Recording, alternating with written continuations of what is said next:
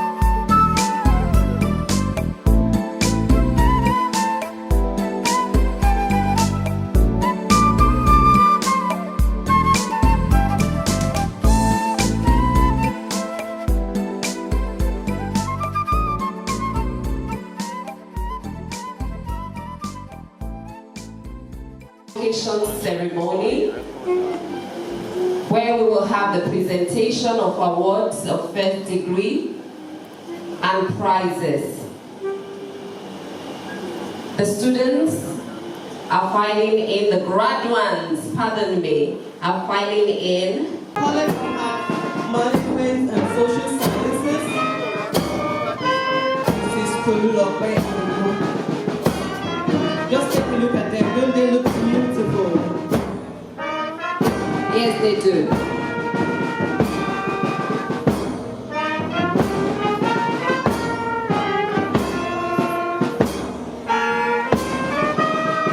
This college comprises of departments such as English, Accounting, Business Administration, Criminology and Security Studies, Economics, International Relations and Diplomacy, Mass Communication, Political Science, and Psychology. Those are the graduates you're seeing walking into the auditorium now.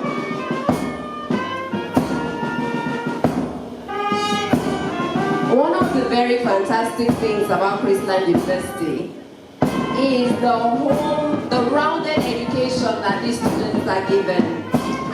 And it will amaze you that these graduates today are not just going home with the award of their first degrees, but they are going home with another certification. Because that's what we do at Christian University.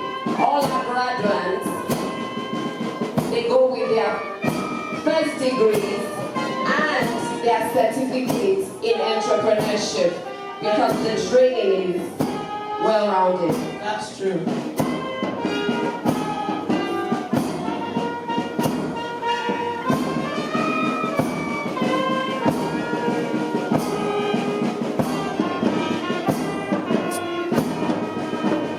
Still filing are graduates from the College of Arts, Management and Social Sciences.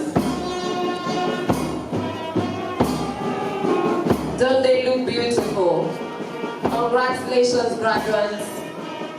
Your parents are mighty proud. We are mighty proud of you. They are followed by students eagerly waiting at the entrance, grandly making their entry now. We have graduates from the College of Natural and Applied Sciences, led by their college officer.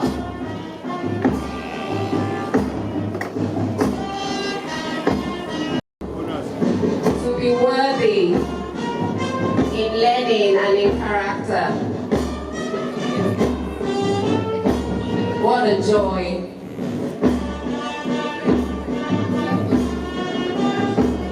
Congratulations to the parents, congratulations to the family. We congratulate everyone watching online, our virtual audience.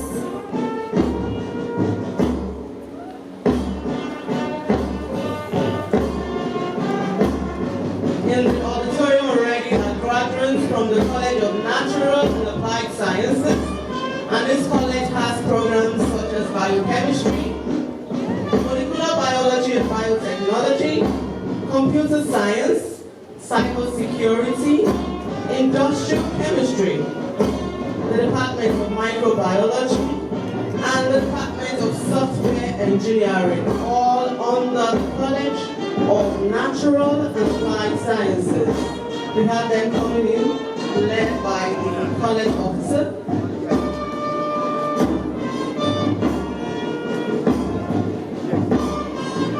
We have no doubt whatsoever that these stars are shining ever so brightly, and the sky is just their starting point. Congratulations to the graduates from the College of Natural and Applied Sciences.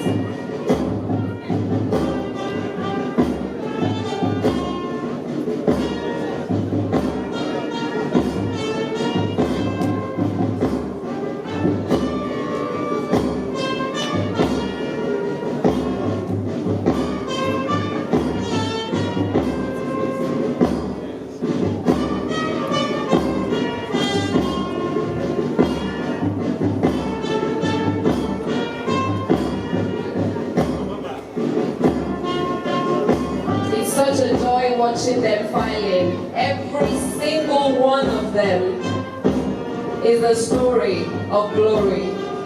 And we are so proud to be associated with you today.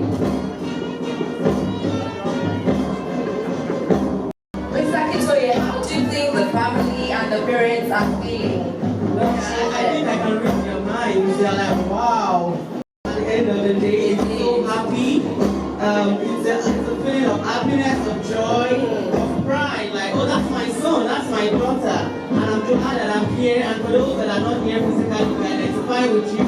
And we celebrate with you. I would say congratulations on witnessing these days, seeing your child graduate with a degree. And not just one degree, like Dr. Ludi said. They have other degrees, at least you're graduating with a degree, your PhD, and as well as a certificate in entrepreneurship. Fantastic. I caught you daydreaming about when your son will graduate as well. Always a joy. Always a joy to rejoice with those who are rejoicing. We congratulate you, parents.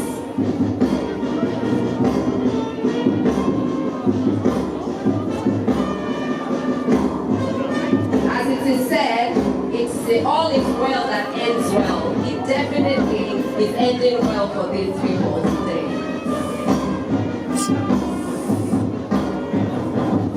Wow, closely following the graduates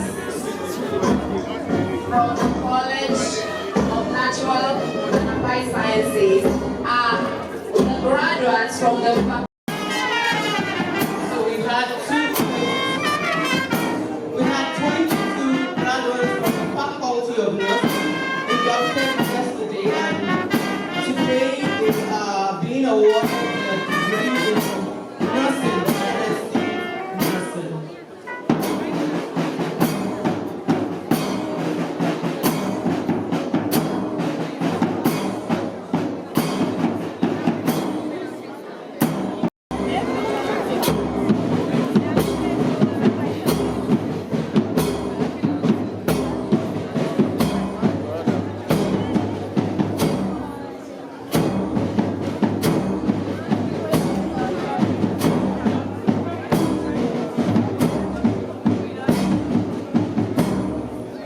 Ladies and gentlemen, once again you're welcome to the 6th Convocation Ceremony that started yesterday. We have the whole team.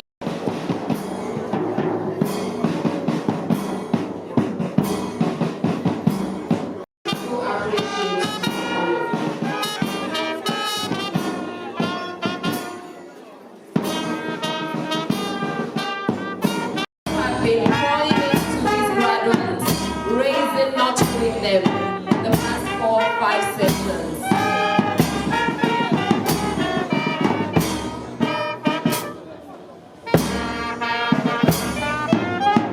And we can say for certain that the investment was today. It was really worthwhile and interesting to know that today we have been having graduates of the first class go to 25 of them making the first class degree. Amazing. It was sure a worth investment.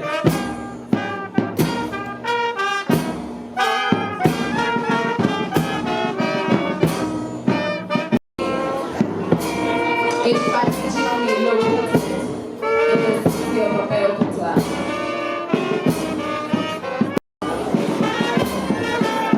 And if you've not had the opportunity to enjoy the scenery, please make sure you do before you leave the university.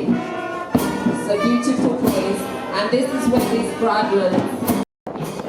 So I want to encourage us to congratulate one another for being here today. Apart from the thrill and the joy of watching our stars be released, we're going to listen to this very profound play. I would like to proudly inform you that Christian University is a university of 100%. Like the Vice Chancellor called it yesterday, we would like to know that most of and so these are international examinations, and Christian University students came out with 100% pass in all of these examinations. So we can proudly say that we are a university of 100%. 100%. We don't do 50, we don't do 60, we don't do 80, we do 100%.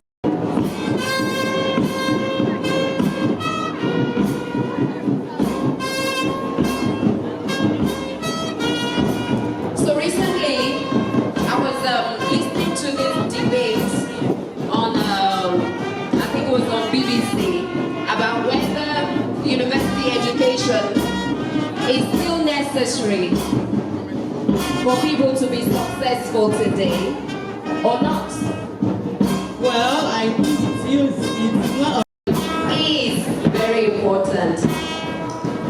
I think the debate has always been, what really is education? Is it the certificate of the knowledge that is applicable? And one thing that stands Christian University out among her peers is that our students are prepared. I think this young man was feeding the economic crunch, and he decided to repent of something he did years ago. And what was it? He said he was to represent the motion, not just as educated graduates, but they really know what to do, how to apply what they've learned, and to make the money. That's why they are going with their certificate of entrepreneurship Yes, as well. and that's why entrepreneurship was introduced to them as early as their 200 level. They begin to think it's not a waste. Once again, we welcome everyone. For those who are just coming in, this is the 6th Convocation Ceremonies of Christland University. We have the award of the first degrees and presentation of prizes, as well as the convocation. We're excited that you're here with us. But for time, we would just like to pick some special guests in our midst who have taken out time of their busy schedules, not because their children are graduates, but because of the love they have for the university. Okay, we'd like to start by identifying these people. We have in our midst today Professor Zacchaeus Oni Omogbadego from Augustine University, Ilara Ekwe, Lagos State. Thank you for coming. Let's put our hands together for Professor Zacchaeus. We also have Omolade Ayodeji from the Department of State Services. Thank you for coming. And Mrs. Yemi Ogulabi. We have Venerable Dr. Bamidele Okunuga, a member of the Governing Council. Awesome. We've come to the point that we've all been waiting for, and we're about to have the Chancellor's academic procession come in to move us further in the 6th Convocation Ceremonies. The academic procession. Those who have been raising, nurturing, and pouring into these graduates.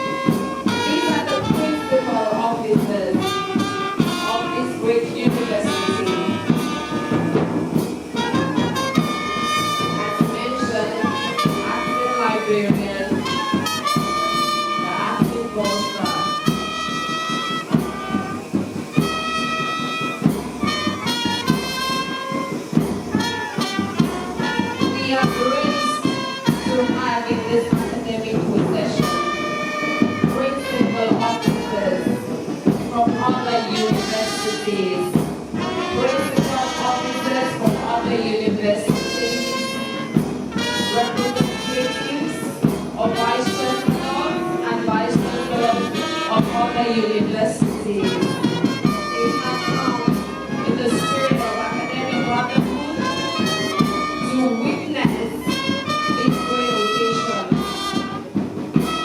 The chairman of the Public School Registrars and the vice chancellors.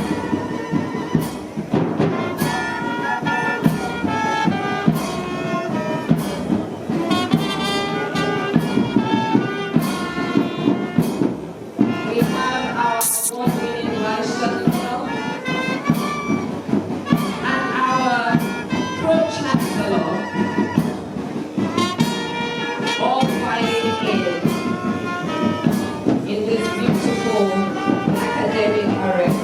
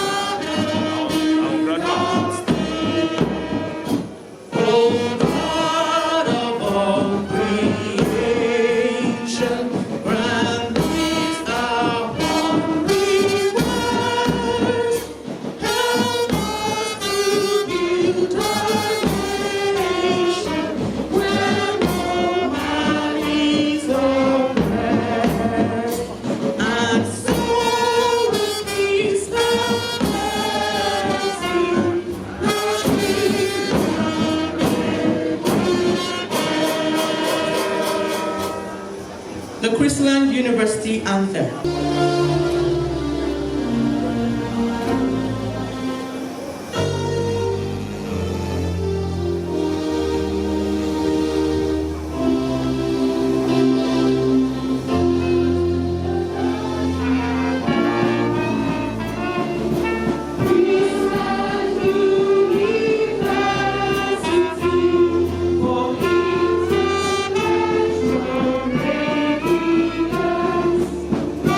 For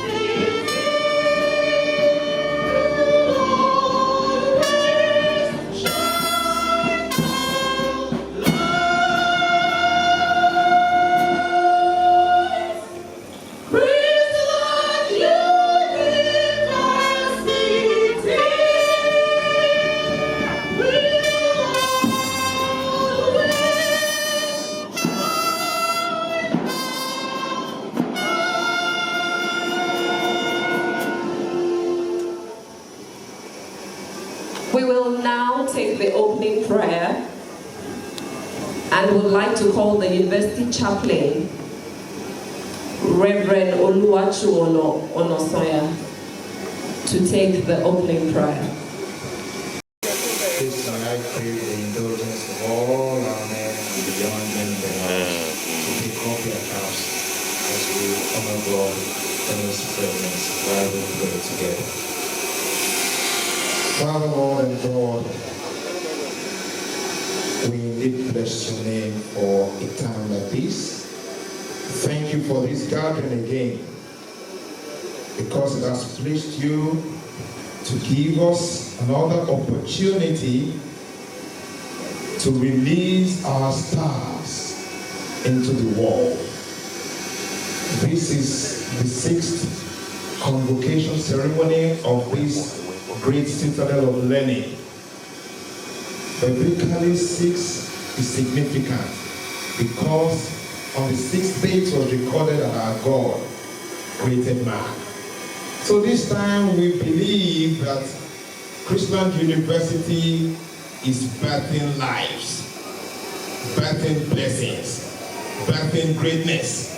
Therefore we say thank you, Lord Jesus. We have come together today to witness this wonderful occasion. Thank you for safe journeys. Thank you for smooth trips. Thank you for soundness of mind and quality of health. Thank you for the gift of life that you have bestowed upon us.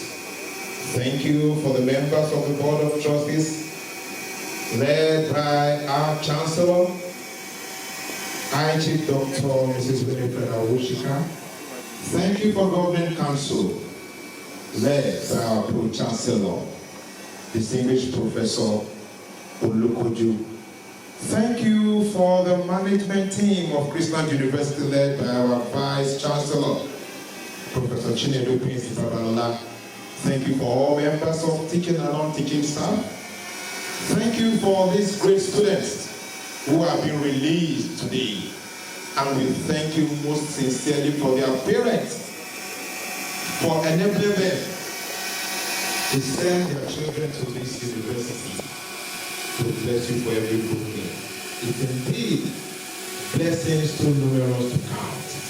Therefore, Lord God Almighty, we ask for the release and the infilling of your Spirit. We ask for the availability of your power today, that you will guide the proceedings. In the name of Jesus, you will take preeminence. And in this auditorium, throughout this event, Jesus, the Christ, Son of God, you will tabernacle with us. And we pray that as these students will be released out of this university today, you will bless them. Whatever, regardless they may encounter after now, Lord, you will see them through. You will settle them aright. It shall be well with us. In the name of Jesus. We pray for good day, for a favorable weather, and we ask, oh God, even for the convocation lecturer, you will bless him. You will guide his utterances. In the name of Jesus. To you be the glory, honor, power, majesty, and adoration. And we declare open, O God, the name of the Father, and of the Son, and of the Holy Spirit. In Jesus' name we have prayed.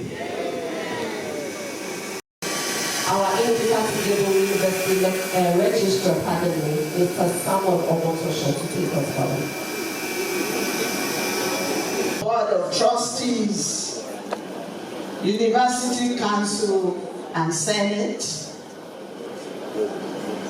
Your Royal Highnesses, distinguished invited guests, my Lord spiritual and temporal, graduates, ladies and gentlemen, I will kindly request the convocation lecturer to stand. Ladies and gentlemen, our convocation lecturer today, Umar Uba Bindir, PhD, is a highly accomplished engineer, and technocrat, a distinguished individual, and an outstanding administrator. He was born and educated in Yola Town in present-day Adamawa State over 6 decades ago.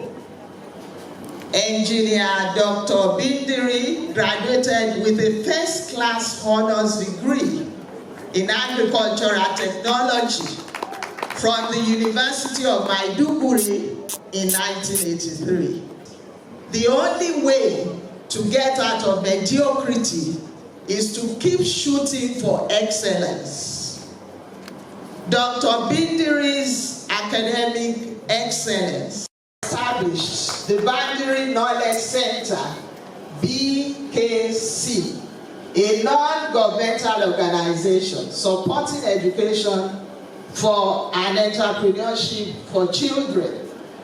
His most notable innovation is the digital Allo, an electronic tablet designed to support the alternate school option or the Almajiri education system. With this, he has been able to transform the learning experience of millions of vulnerable children.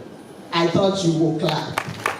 Engineer Bindiri's outstanding contributions in these areas and many more have earned him many numerous prestigious awards, including the National Productivity Order of Merit and the National Humanitarian Award.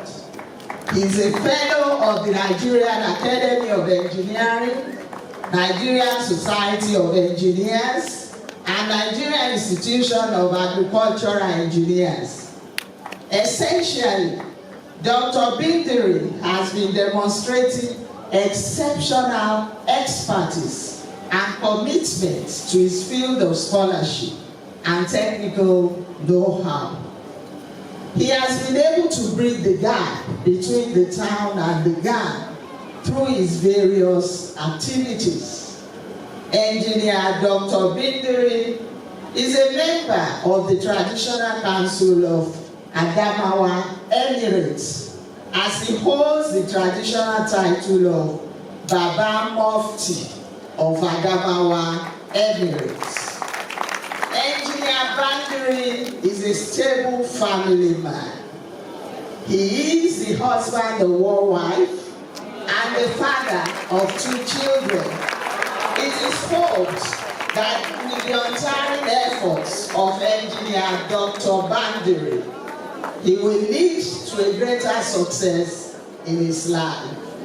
Ladies and gentlemen, with a standing ovation, please welcome, as I present to you, Engineer Dr. Umar Buba Bindiri, the Mufti of Adamawa Emirates. Standing ovation, please.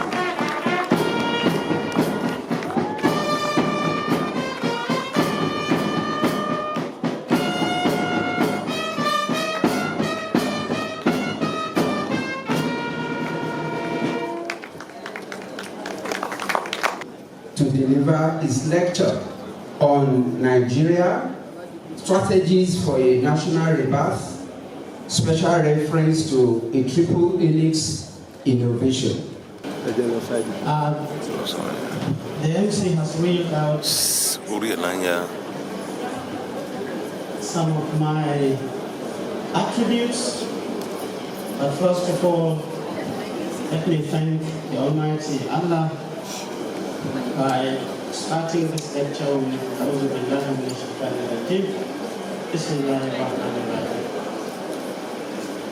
I'm here in Christian University, courtesy of many people.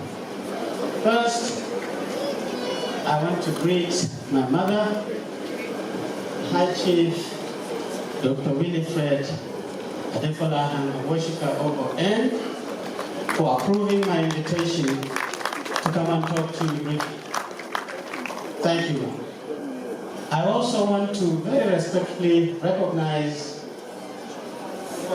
called my own Vice Chancellor when we met at the National Research Foundation, and we clicked. And she said I should come to this university. I thought she was going to say, come and continue your professorship in Crystal. But she stopped and said, come and give a lecture. So I hope this assignment is still outstanding. I want to also consider the Board of Trustees and management of the university, and I want to also especially take the opportunity to recognize my sister, Hajia Zainab Maina, who is very closely linked to this university and its own leadership. She spoke to me, she was to be here, but she is in response for something. Anyway, my name is Kumar Bilip. I've done all these things that the university orator said. And I can tell you, literally, you can call me a quitter. Because when I was in the university, I reached the professorial level, I realized that I was young. And I didn't know what to do with it. And then I just quit. And then I moved to industry. I realized industry too, unless you own the industry, you are not going to become an industrialist. And I didn't have money, so I quit. I joined the civil service. It was very comfortable as an academic. Forge policies, terrorize people to implement the policies, and so on and so forth. I did that for many years. And then it is under that I actually got the privilege of working as a social worker. I was a director in Feed, in Abacha. I was a director in NAPEP. I was a director in sports. I was the one who employed Samson Siasi, if you care to know about my role in sports. And I did all these things. I did DG, secretary to the government.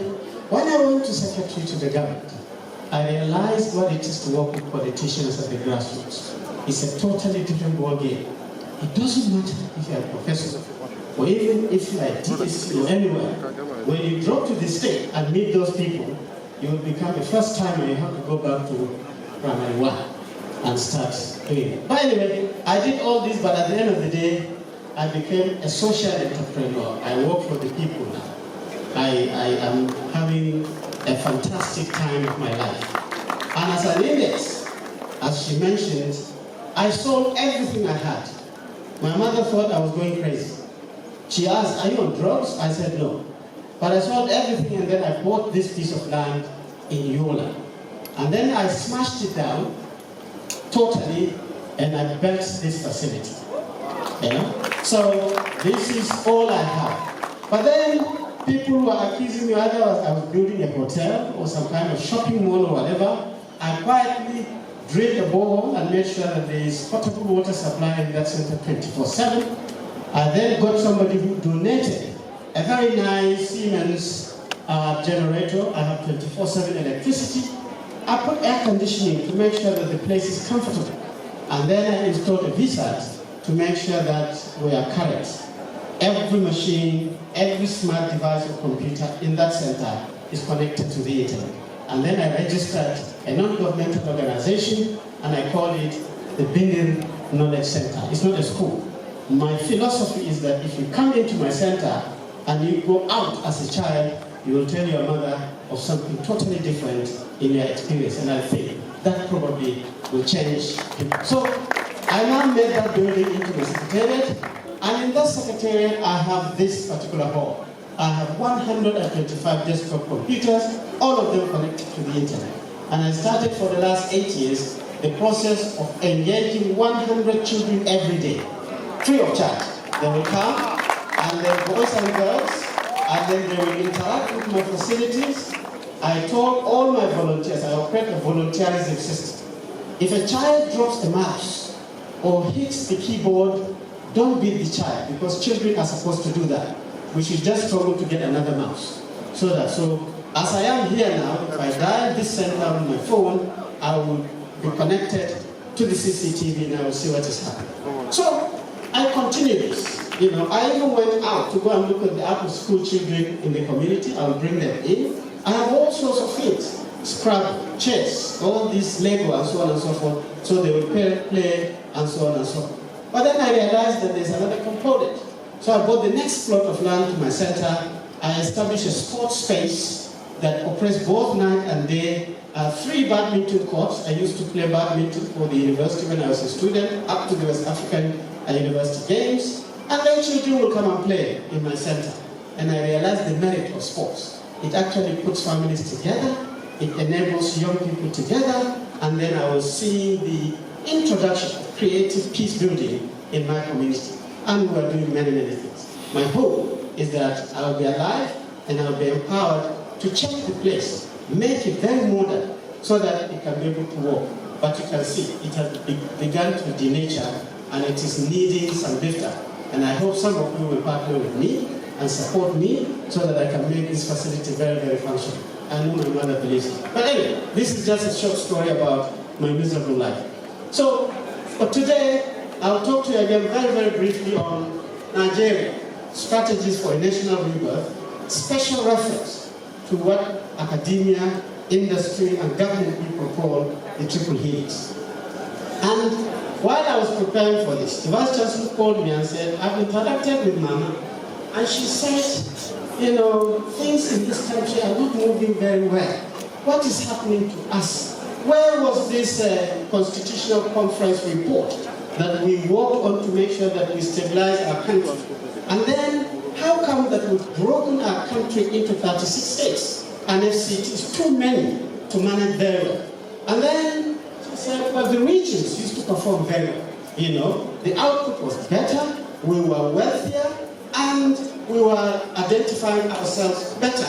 You know, the North had groundnuts, the East had palm oil, the West had cocoa, and the Midwest had rubber, and from Kaduna to Enugu, every leader displayed effort to actually move the country forward based on their best opportunities. So why can't we go back to that? You know, so that we can emulate those characters at that time. You know, she even quoted that Nnamdi Azikiwe named one of his sons, Bamidele, to demonstrate that we are Nigerians and we should work together. And universities too were specialized. ABU was known for something, University of Ife was known for something, UI was known for medicine, and then there wasn't all this miserable, primitive insecurity running all over the place. So can we look at the advantages of regional governments and how we can be able to move a fantastic, united country? So, Vice Chancellor pointed her finger like he said, engineer, Mama said, this is an assignment for you. Try and combine these political observations and the innovations that you know, and then forge a way through this presentation on how Nigeria can foster love, peace, unity, and prosperity. Literally, that was how I recorded it, the national rebirth. Simple as that. And I can tell you, it doesn't matter what you tell. It does not matter whether you're producing granules or cocoa or milk or anything. Rebirth has 3 indices. If those indices are working, you know there's a rebirth. First, if your poverty is very high, if your absolute poverty is very high, to the extent that so many children cannot go to basic education, so many mothers cannot go to healthcare facilities and deliver their children, and we are registering maternal and child mortality. People cannot drink clean water, and they have issues to do with waterborne diseases. You know that you have challenges. This is not the only one. At the second level, even if you provide those basic necessities, if you are not able to ensure that you create a middle class, where majority of your people have an opportunity to lead a happy, safe, and fulfilling life by ensuring that they have skills, they can raise things like this, they can manufacture bulbs, they can manufacture television, they can do gowns, they can build houses, and so on and so forth, so that people who are investing will invest meaningfully, so that these skills are generating massively jobs for people. And then, when young people like these graduating ones have a job and they are doing professional things based on their skill, you see that they have good ethics. They are disciplined, they are respecting people, and they will be patriotic, not just to their region, but to the whole country. And I have not seen, I've been to many countries, I've not seen where young people, they have skills. They use the skills to have jobs, and they go and work in the day for 4 or 5 hours. They have income, they come home, they eat dinner, and then they say, let us now go and kill some people. I have not seen that country. So, when you have this vibrance, you will see security, safety, and enjoyment rotating around you. Literally, that is the secret of fostering love, peace, unity, and prosperity. Now, this is the second level. The third level is to sustain this, to ensure that your poverty doesn't get out of hand. Anytime the head of poverty pops up, you can smash it. And you're constantly reviewing your skills, matching the progress in the world. You have to ensure that at the third level, you develop institutions to ensure that they force the country to emerge as a knowledge and learning society where you have world-class institutions, global companies. The products are everywhere, and so on and so forth. These are the three. And my reason for telling you that these are the three, that there are evidences. There are evidences of countries that have actually done all these three. And those countries, we ourselves, we call them the developed, rich countries. So what actually has these countries done to achieve this developed country level? First, I can tell you their policies are very good. They are very, very well based on evidence. They are very well coordinated and concentrated to the extent that most people in those countries understand those policies. You know? And then, secondly, they make sure that their research, technology, and innovation system, such as your university here, such as all the other 270 universities, are actually good. Very good. The research is crispy. The connection to industry is good. And the products, the students are skilled, and so on and so forth. Third, their institutions are connected together in what we call the system of innovation. Meaning that they are working together. Don't worry taking notes. I'll give you this lecture, it's free. That is part of my legacy. Anyway, so these institutions work together so that they can be able to achieve their objective. I'll give you a simple example. You know, the National Identity Management Institution is trying to document all of us so that they know we are Nigerians. But the same people, most if not all people here have traveled. You have passports. The passport people also take this data. The same thing that the Population Commission is now trying to document us. In elections, we document. Most of you have 2 or 3 telephone lines. Each line has documented you. But yet, still Nigeria does not have the data about Nigerians. In those countries, this doesn't happen. They work together to ensure that they are innovating in a solid system. In those countries, they sustain research and development investment. They are like in the over 10 or 15 trillion GDP. 5% of that goes to renew their knowledge, to renew their creativity, and the fantastic investment on research and development. Fourth, in those countries, when they have raw materials, they don't take the raw materials out, and then they bring finished product in, and then they smile. No, they add value to those raw materials. That is where the jobs are. That is where the skills are. That is where the prosperity are. If you take your raw material out, you've exported opportunities and wealth. And when you are importing finished products, you are importing poverty. And that is how your poverty is bouncing up and down. Those countries do not do that. So, and then their technology acquisition is well focused. They will work first on things that they have and make sure that they have mastery of that. They know if it is crude oil, they will research. They will know how to find where it is. They will know how to lift it. They know how to crack it, get all the byproducts, be nationally secure, sell it to others. That is the secret. And who, in those countries, they say they give the assignment, there's a mentor to push this. In most of these countries, the president himself will say, this is what I want, and it must happen. So, and so on and so forth. You know, so, and the key attributes of this is, you don't need to write a conference paper to come and tell you that we are big. You just see that. Their technology visibility is global. When you surround yourself with products here, you don't see a made in Nigeria thing other than the people. You know, the bulbs are imported, the air conditioners are imported, the televisions are imported, the speakers are imported.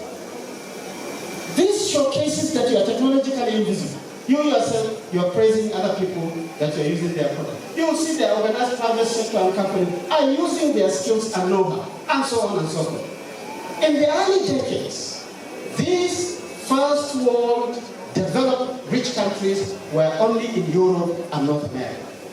And they dominated everywhere. You want a train, you have to go to them. You want a good road, you have to go to them. You want a good company, you have to go to them and sign a joint venture or whatever.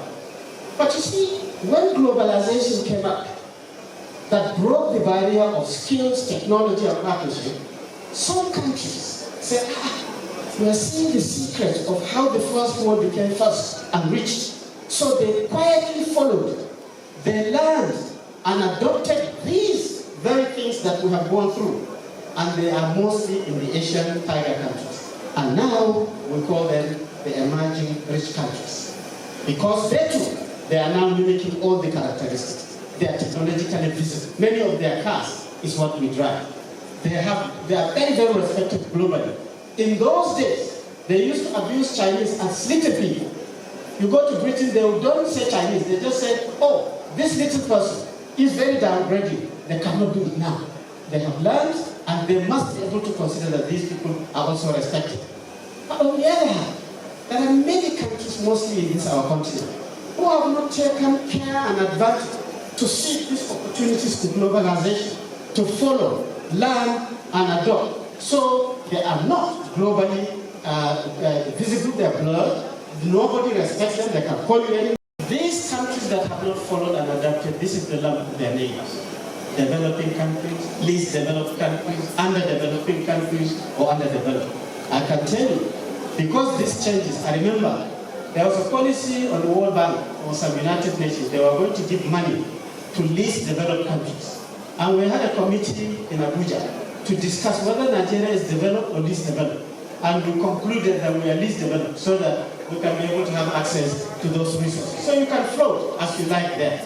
And I can tell you, the KPIs of these countries are very, very low. So how are these relevant to our country?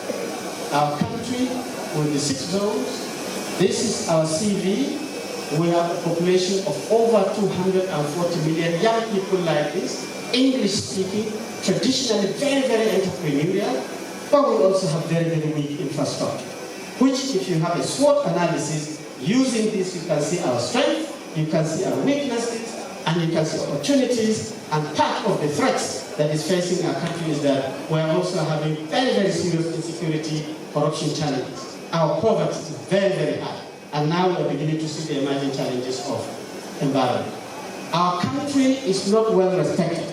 We do not have anything globally to show for this intelligence that we try to demonstrate. So that is why I took time to prepare this lecture for this convocation. I think we need to reflect on these things and see the desired rebirth that we require. But this is not new. This is totally not novel. Why? Because all this, you remember, many people will remember this. We did Operation Feed the Nation, we did Green Revolution, thinking that we can have the know-how, we can have the technology, we can have the capacity to feed our country in anything we want. We failed. Then we came up, we thought it is indiscipline that is our problem. We then did the war against indiscipline. We did MAMSA, we did DIF, Structural Adjustment Program, we all failed. And then we thought, it is these foreigners that are coming here to take all these opportunities. We did indigenization policy to chase everybody. Remember, every Ghana was part of it. We felt we did not.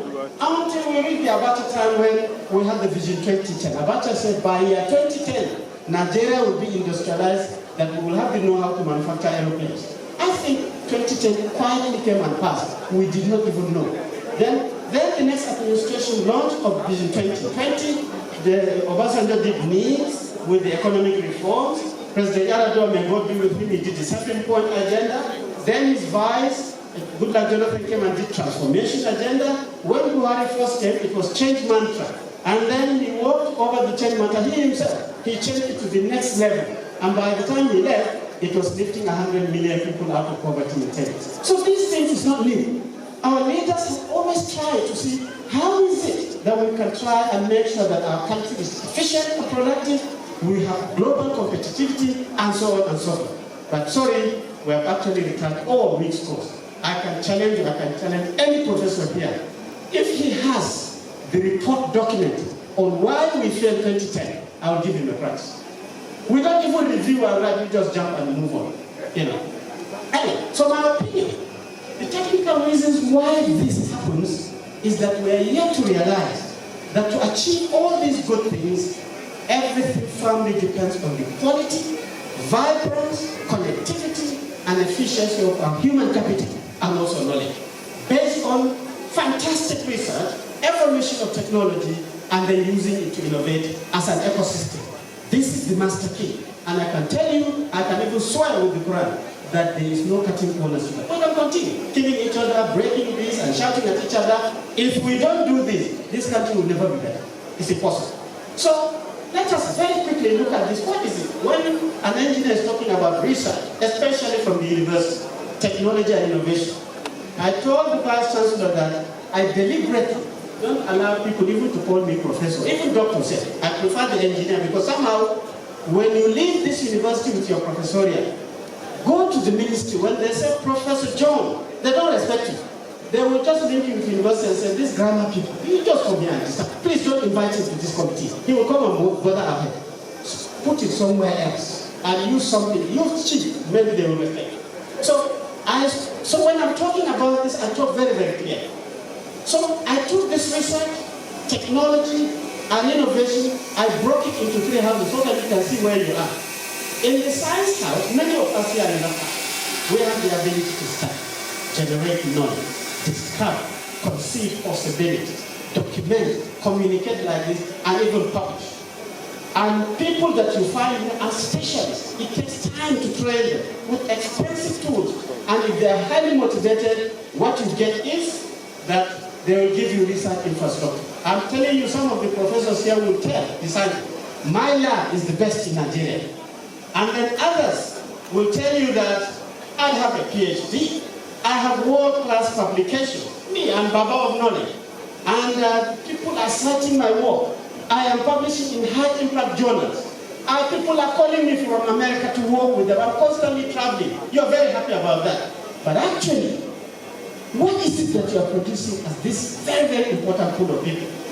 All you have is knowledge, expertise, and specialists. You are a specialist.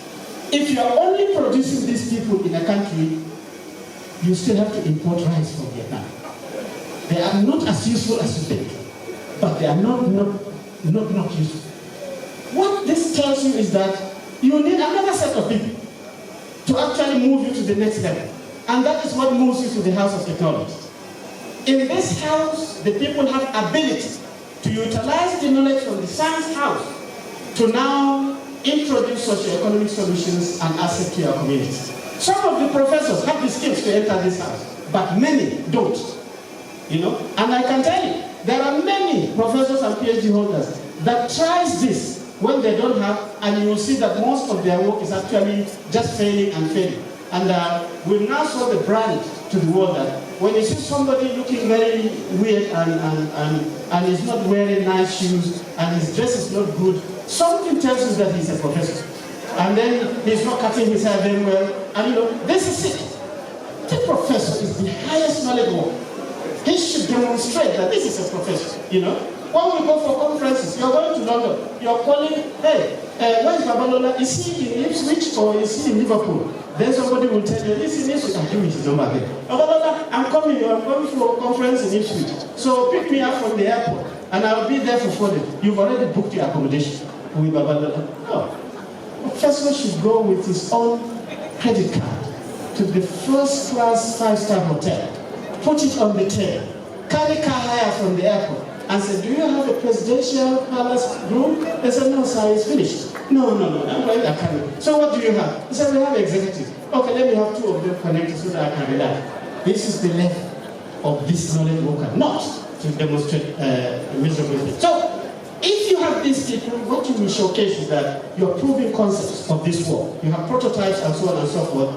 And what you produce here is intellectual property. This is not well understood. You have now started demonstrating that knowledge can solve problems, and for you to solve problems, this is an asset. So this intellectual property, like any other property, house is your property, farm is your property. If you don't have the piece of paper that confirms that it's yours, you are in soup with it. The same thing with your knowledge, your capital. If you have intellect to do something and you've not protected it, though it is invisible, you are in soup. So like all those with intellectual property rights, and these rights they come in different. A patent is only a piece of paper. A trademark is only a mark. Industrial design is only a package. Trade secret, you just close your mouth. High level know-how technical, you just know it and you practice it. And on the copyable thing, you have that. But then, what is the relevance of having a piece of paper? Patent. You know, there are many professors I get, I have, you know, this hard what they read. Dr. Bindra has so many patents. But, you know, when I came, I was begging people to pick me up. Professor had to say, if I'm picking, but don't leave him. I was rolling my eyes all over the place. I should have just come out and said, car is waiting for me, and then I will enter, I will come here, I will not bother Vice Chancellor, and so on and so forth. But I'm constantly looking at now on my board. Are they looking for us? And so on and so forth. With all the patents, there are all liabilities in my pocket. You have to pay to maintain them every year. So the secret is that these liabilities, you have to turn them to assets. They must work for you. If you have patent and you are driving a good car, that is the connection that you have patent. Not have patent and your shoes are not looking good. It doesn't work that way. So this turning into assets is what we call technology transfer. It moves from where it is available, where it is patented, to people who can practice it, and then you can do it in many ways. You can sell it if you like, you can self-actualize it if you have the skills, you can license it, and so on and so forth. But that license is what gives you a bit of good money. They take your patent, they are manufacturing, for every 100 naira they give you 20 naira. Imagine if Nestle picks your patent, and they're making 100 billion in 1 year. You're just sitting in the university here. They are just collecting 10 billion. And your colleagues will be wondering, is this one a thief? Is he doing babalawo as well? No. It's patent working and the knowledge is working for you. This process of converting it is what moves you into the house of innovation. This is where it is working. So when you are in your innovation, you're using all this knowledge to actually produce creatively goods and services. And in this house, this is the most important house. You know, when we were in university, you see these people who are doing arts, they are painting faces of people, they are making idols, and we think they're useless. Studying history, what kind of nonsense is this? I'm an engineer, get out of here. Even parties don't, even girls don't like them. They're very serious. But let me tell you, these social scientists, without them, you cannot actually sell your product. They are the ones that dance about your product. They are the ones that deceive people that this is good. They are the ones that can tell stories. And therefore, in this innovation house, you have lawyers doing the deals, you have a business statistical doing the business planning, and so on and so forth. It is only when you have these three connected that you can now start seeing your product, your processes, and know-how everywhere. So, look at Nigeria again with all these plans. I can tell you now we have another plan. The current plan is, am I to stop? And see, when you see people moving with paper, it's like they are coming to tell you that you have a moment. And let me just finish it in the next 3 minutes or so. Just like the 2010 and 2020 and lifting 100 million people, we now have another development. This one is called the Renewed Hope Agenda. We're back to that again. This one says, oh, we want to make sure that we are secure. Oh, we want fantastic economy. Oh, we want to create jobs for young people. Oh, we want to make sure that we have food security for agriculture, and so on and so forth. So, what are we going to use to achieve this? Look at what Nigeria has, including this university. Over 270 universities. Conventional, graduating young people like this. No country in this continent has. Over 600 MBTE accredited technical institutions, and so on and so forth. So when you talk of science in Nigeria, we're present. We're in space, we have fantastic laboratories, we are doing new energy research. If it is publishing papers, nobody has passed us. Nigeria has the highest rate of professorial promotion in this continent. And a professor is not a chieftaincy title. Mama will not just like my face and say, make this one professor. No, I have to publish. I have to publish well. I have to do all the things to become professor. So this rate supports that we're very good in this house, you know. And then when you look at the technology house, we have some patents, we're doing very incredible things, and I can tell you all this. In innovation too, we're innovating products. This Nicosan is the medicine to manage sickle cell anemia. Out of 900 claims in the world, Nigeria's Nicosan was #1. As long as you're swallowing Nicosan, you will not have attack. Some of the professors here know. So we know all these very incredible things. This one here is the science kit. Nigeria invented this. It won the OAU prize. You can teach science and technology under a tree. You know, this is it. But then all these things are there. So so we are in the highest level of technology, we're also at the traditional level. But I can tell you, unfortunately, despite all this, over 60% of Nigerians are in rural areas. Rural area in Nigeria is not nice areas. There are areas where the roads are not good, the water is not available, the schools are bad, and so on and so forth. With all this knowledge, this is how many Nigerians actually have their houses. It's terrible. Many Nigerians, this is how they transport their children to school, over 60%. This is how the schools are. A country that is boasting to export timber cannot make benches and tables for its own children. This is in rural areas how they drink their water. This is the water board. And when we say agriculture is the main employer of labor, people out of Nigeria are taking you seriously. But these are the MDs and the executive directors of that employment level that we are boasting about. And that is why this is their product. It is very difficult to standardize. Then when we process, I have counted through my research, we have nearly 1,000 professors of cassava technology. We know how to plant it. We know how to make it grow. We know how to fertilize it and harvest it. But I can tell you, still in this country, planting is manual. We harvest manually. We peel it and process it manually. We even eat it manually. We are just manual people all over the place despite that technology. And when you graduate young people like this with so many first class, if you are not careful, this is how they will become. Children of the poor, they'll be selling Chinese things on the road, or they'll be driving keke nape, or they'll be frying plantain, or they will turn out, MDE will retrain them, they will become vulcanizers. Or they may have some shop, they tell you that I have a business, but it's tailored. You know, the list is very long. So to me, I will do this and go. The clear evidence is that our own research, technology, and innovation is totally disconnected. And I know why, and I'm going to share it with you. You see, this diagram tells you that Nigerian science house is looking at a different direction. We were in the university, we are respecting each other, we are becoming professors, we are coming for these convocations, all respecting each other. But I can tell you, you ask people, how are you connected to industry? You are facing you are abuse industry, you abuse everybody, and you are facing a different direction. Our technology doesn't emerge from our knowledge. It is facing a different direction. The innovative products that we use, everybody has a smart device here. None is Nigerian. We're also facing a different direction. What you don't understand is that you may have knowledge, but for that knowledge to move and help your people, there's a value of death. We don't understand it. So what to do? What we should do through this type of interaction is to say, hey, Nigerian researchers, research about Nigeria's problem. We were just talking with one of the professors. I said, how can we be terrorized by primitive insecurity? People without shoes in their 20s. And we just say, oh, security, we're just even powering it. People should find out. So the social sciences people should find why. So you have to come back and do Nigeria. So we have to be pressing this. Come on, Nigerian science, become Nigerian technology, employ young Nigerians, we'll continue pressing until the overlap. This Venn diagram tells you that it is possible. This middle there, all the science there have become technology.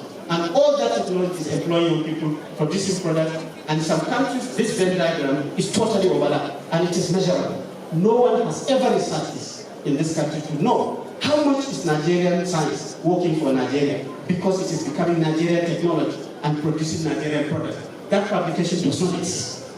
You know? So it is only when we do that that we can build a bridge over the valley of death. And finally, because these guys are graduating, I will tell you how to do that as a university vice chancellor. First, you have to transform a university or college of education or polytechnic not just as a school to come and get certificate, first class, second class. No. It should become an institution for research, development, and experimentation. Also be able to say that we are producing and mimicking industry. There is no way this university cannot have a science and technology incubator at the gate. All the products there and so on is from this university. The workers there are your own graduates. And then some of the lecturers are also on the board. So you just see your life. This university must transform to that. And universities must become enterprises who need to sell their product. These patents that you have, you must license them out. You see, if you check, University of Ibadan, big, strong university. This hall here, if you ask the University of Ibadan, bring only the abstracts of your publications, conference and papers. It will fill this place up. And then ask the second question, how much of this knowledge is actually helping the farmers. You will see us, we will just walk out quiet. How much is solving our water problem? Here is knowledge. We have not learned how to mine it. And the way to mine it, to connect industry if it is relevant. So we must make sure that it's relevant, and so on and so forth. But when you have something like this, you find that these students you are producing, they will become innovative entrepreneurs and business leaders with their lecturers too. They will be students of high values and work ethics.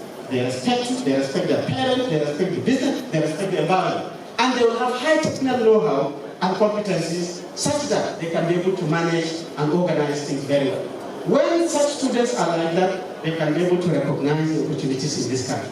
This country has large pool of work to be done, large pool of unemployed who have not managed to connect. Our environment is not good. The buildings are not well maintained. We are just irresponsible with everything. These are all the jobs. We have to make sure that these young people do that so that they can be able to take it. And then, socio-culturally, if that is happening, you will not start seeing, this is a Igbo boy, this is Yoruba girl, this is a Fulani boy. No. There will be young people who are good in networking and creating strong connections because of these values. And then they will share knowledge, share experiences and difficulties, and then they will know how to negotiate, discuss and work jointly, instead of fighting on sentiments that are totally nonsense.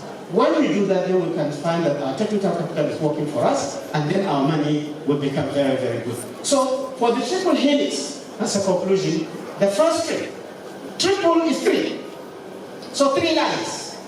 And helix is when you are winding, we borrowed it from chromosomes and so on and so forth. It's when you wind these 3 lines that you say you have triple helix. The first string is the government.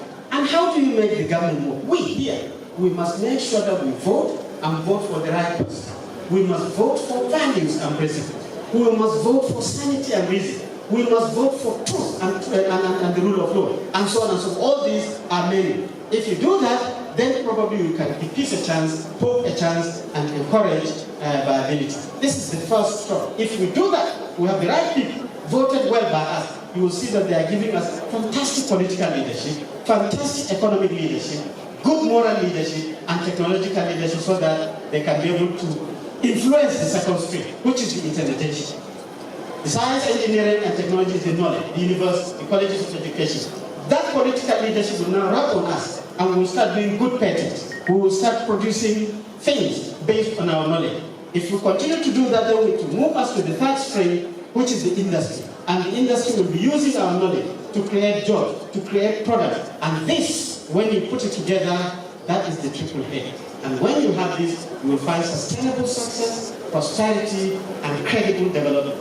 The key values when this is happening is that you will also see us producing roads that are like this, designed by Nigerians, implemented by Nigerians, operated by Nigerians, and then maintained by Nigerians. Not like now, if you see either a governor or the president commissioning a very good infrastructure project, you will see some white people at the back. That is the science, engineering, and technology. You are just clapping for yourself for having something that you cannot even manage. That is why you see the potholes there. We will also be doing our rain. We cannot just be depending on Chinese. Our knowledge will do that. We will also solve our power problems when this is happening. We will ensure that digitally we are connected everywhere. And we as engineers, we can produce even small or big machinery so that our farms will become better, and then even our cows will become like this. You see, when you have farmers harvest challenges, it's because the cows are moving up and down. A cow with an udder like this cannot move for 10 meters. This is the solution. Just deploy technology, breed very well, feed the cows very well, make sure that they deliver on time, the order will be back, the cow will be standing there waiting for you. Even if you chase it, it will not move. But when you see a cow moving from Sokoto to Lagos, you know that we have challenges with science, engineering, technology. And then you start young people establishing companies of this nature, branded products, and so on and so forth. And I can tell you, I'm not dramatizing this, these are possible. But it will not be possible if we do not strategize to say no business as usual. We have to match our words with practice. We have to live well and follow it. And we have to be very, very logical. Literally, we have to go back and follow those people that will lessen poverty, will build skills, and then build institutions. So, just quickly, just one more. Now, this is the conclusion, and I will give you some experience. This is practical experience. When I was younger, I was very agitated with this lack of development in the north. How can we have ground appearance? sustaining an economy, even contributing to the nation. And then they just disappear. So when I went for my master's and PhD, I concentrated all my technical work on groundnuts, and this was me. I used to come to Nigeria, interview farmers, and check how they are doing things, how they are farming, and what they are doing, all the byproducts. I studied groundnuts, chemical and mechanical properties, that I knew how many pods you have in the ground without putting it out. I knew all that. I published papers, and then I invented a groundnut combine harvester.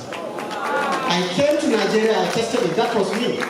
I even had an opportunity to demonstrate it to President Babangida then. So everybody was saying, this boy, you will be very rich.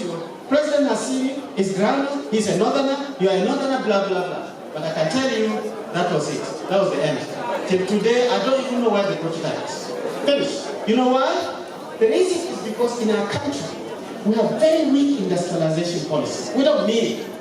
Our own industry, venture capital and technology funding is very, very weak. Even if you come up with that patent, you will not get somebody to push it to the next level. We have very weak intellectual property protection and management system. We have very weak commercialization policy and so on and so forth. But anyway, I finished my master's and PhD. At least I have a PhD. Then I transferred to Australia, and I was working in the southeast in Oceania. And you see me there.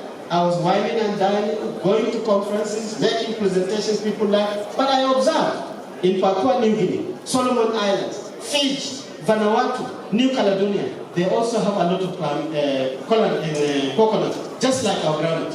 So this is how manually they used to dehusk. And I said, Dr. Billy, you are a Cranfield graduate, you can change this. So I started the same studies. I studied coconuts, I studied the people, and I invented a coconut dehusking machine. That was me. Okay? And because in that country, they have all these as favorable things, I had money to run around the country, testing this equipment in different models, and as I speak to you, not just the patent, there is a product in the market that is selling. I used to get royalties, and I was, so literally, and recently also I saw, like they said, the out-of-school children in Nigeria. I was worried. How can you have 20, 25 million out-of-school children and you are just not worried? I was worried. So I started the research. I went around this country. This was in Igbo land. This in the Yoruba land. This is in Niger Delta. I studied this. This in the north. Girls and boys. And the numbers are very, very scary. Then I saw that it's impossible to solve it. I narrowed it down to the Almajiris, something that I knew. I was one, right? So I developed it. I saw that very, very small children can be caught in that circle if it's not careful. I looked at the children, they don't, is that a signal that I saw? Okay, I looked at the children, they don't have anything. These are 15-year-olds.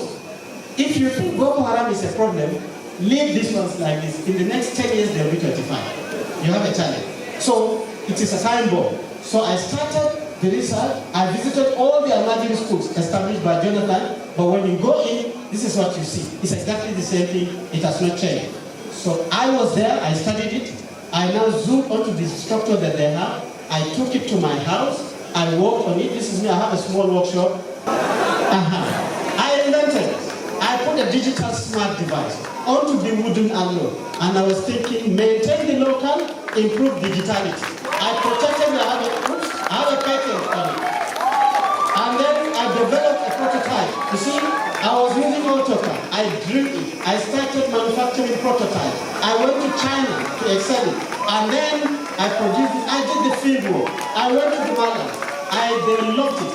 And at the end of the day, today we have the digital alloy. It can come in different shapes. You can do this. And it is a product that is packaged. The worst thing how I concluded was I got debarred. You have to use this thing. Otherwise it will be. Now the bank has 5 copies of this alloy. Anywhere you see it, they will bring the alloy and market it for the children. And this is how innovation can actually be part of the triple business and it will work. The paper is available. There are many other slides, but certainly time management is very, very important. I thank you for listening and I hope it is useful. Thank you very much.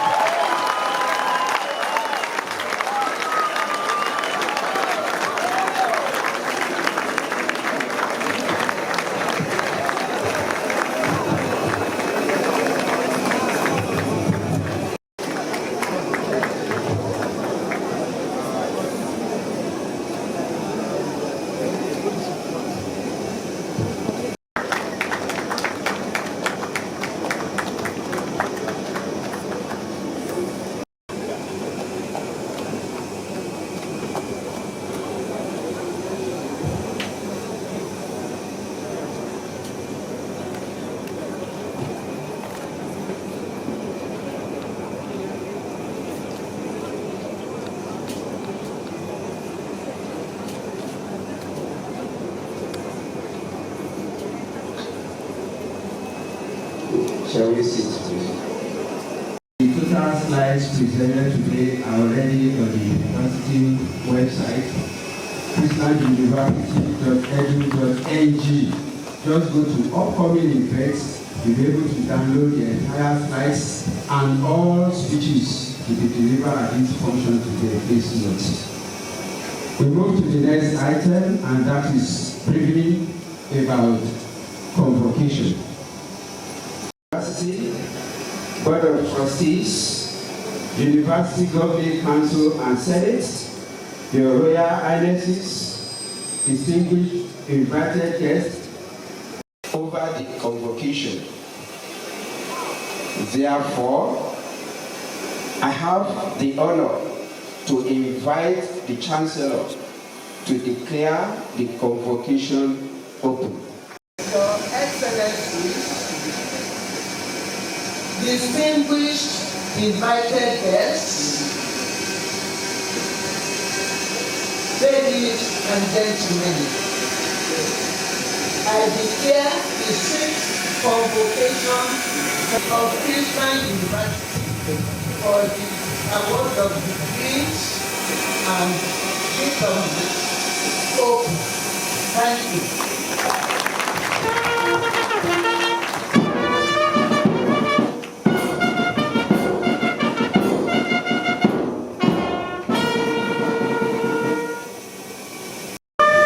Chancellor of the University, special guest of honor, distinguished invited guests, ladies and gentlemen, I hereby deliver my address at this 6th Convocation Ceremony Award of Degrees of Christian University, this day, 29th November 2024.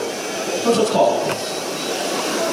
His Excellency, the Executive Governor of Ogun State, Prince Dabo Abiodun in absentia, His Royal Majesty, the Alaki of Everland, Oba Michael Adidotun Aremu Badebo in absentia, other Royal Majesties and Highnesses, the Chancellor and Chair Board of Trustees of the University, High Chief Dr. Mrs. Winifred Awoshika OON, the Mojila of Evaland, members of the Board of Trustees, the Pro-Chancellor and Chairman Governing Council of the University, distinguished Professor Ayodeji Olukoju FNAL, members of the Governing Council present in absentia, visiting Vice Chancellors of other universities and their representatives, the guest speaker, Engineer Dr. Omar Bubabid, my Lord Spiritual and Temporal, the Registrar, the Deputy Vice Chancellor, the acting boss and deans of faculty, directors of centers and units, visiting principal officers of other universities, members of Senate, heads of departments and students, members of Christian Alumni Association, all members of staff of the university, friends of the university, parents and guardians, graduating students, gentlemen of the press, distinguished guests, ladies and gentlemen, my welcome. It is with immense pleasure and a deep sense of honor that I welcome you all to the 6th Convocation Ceremony of Christian University, Abeokuta. where we gather to celebrate the awarding of first degrees and presentation of prizes. First and foremost, I extend my profound gratitude to the Executive Governor of the state, His Excellency Prince Dabo Abiodun, for his unwavering support and for fostering an enabling environment for academic excellence in our state. He actually sent a letter to us personally. I am equally delighted to recognize His Royal Majesty, the Alaki of Ebaland. I know he promised to be here. We don't know why, but he has raised our applications every time. He has supported us a lot in this university. He has made us to relate, to have a better relationship as town and gown. I also warmly welcome our founder and chancellor, High Chief Dr. Mrs. Winifred Awoshika, OON, the Mojila of Ebaland. She has been an enduring beacon of guidance, care, and support for this institution. We are grateful to have you, our esteemed matriarch, with us today. Thank you, Mom. My deep appreciation also goes to distinguished members of the Board of Trustees, Pro-Chancellor, distinguished Professor Olukoju, and all the esteemed members of the Council.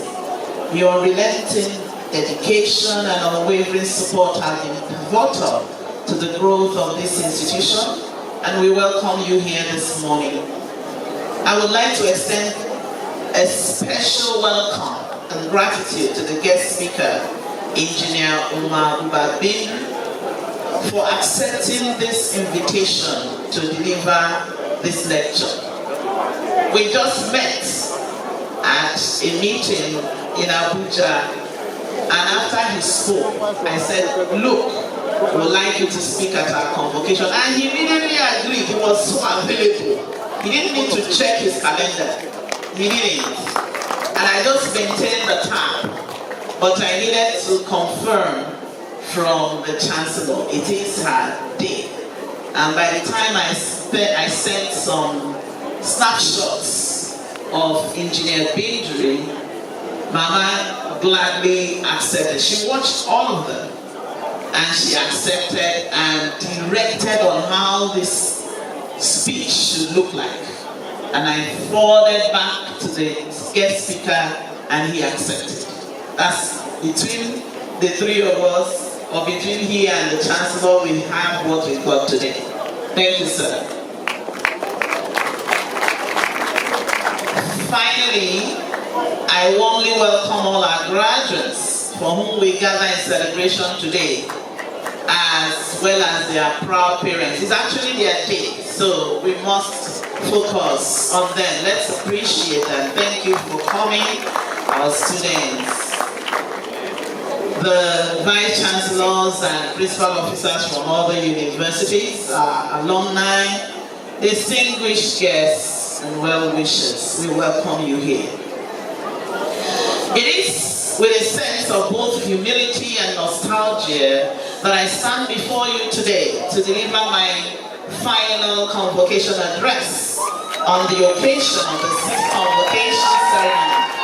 As the Vice Chancellor of this esteemed institution, I am profoundly grateful to God Almighty, the Alpha and Omega, that I am, the I am that I am, my sustainer, for his abundant grace and guidance throughout my 7-year tenure as Vice Chancellor of this great institution, from November 1, 2017 till date. It has been a journey of growth, challenges, fulfillment through this land called Christmas. Every time I'm saying my journey through the land called Christmas, my tenure has been a remarkable one. I recognize that without God's wisdom and strength and protection, this journey would have been turbulent. It would have been impossible. God has given me and this family of Christendom His grace far beyond measure to achieve what the university has achieved. My songs today, 2 of which I sang on my day of inauguration, are as listed. What shall I say unto the Lord? All I have to say is thank you, Lord. And number 2, I never knew He will answer me this way. I never knew He will answer me this way. Don't worry, I won't sing. The third one is, see how far You brought me. Lord, I've come to worship You. And the last one, which will end my address, will be, now thank we all our God.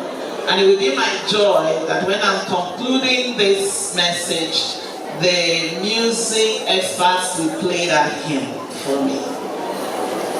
So I stand before you, and in this light, I kindly ask you to continue to thank God for me. This convocation holds special significance.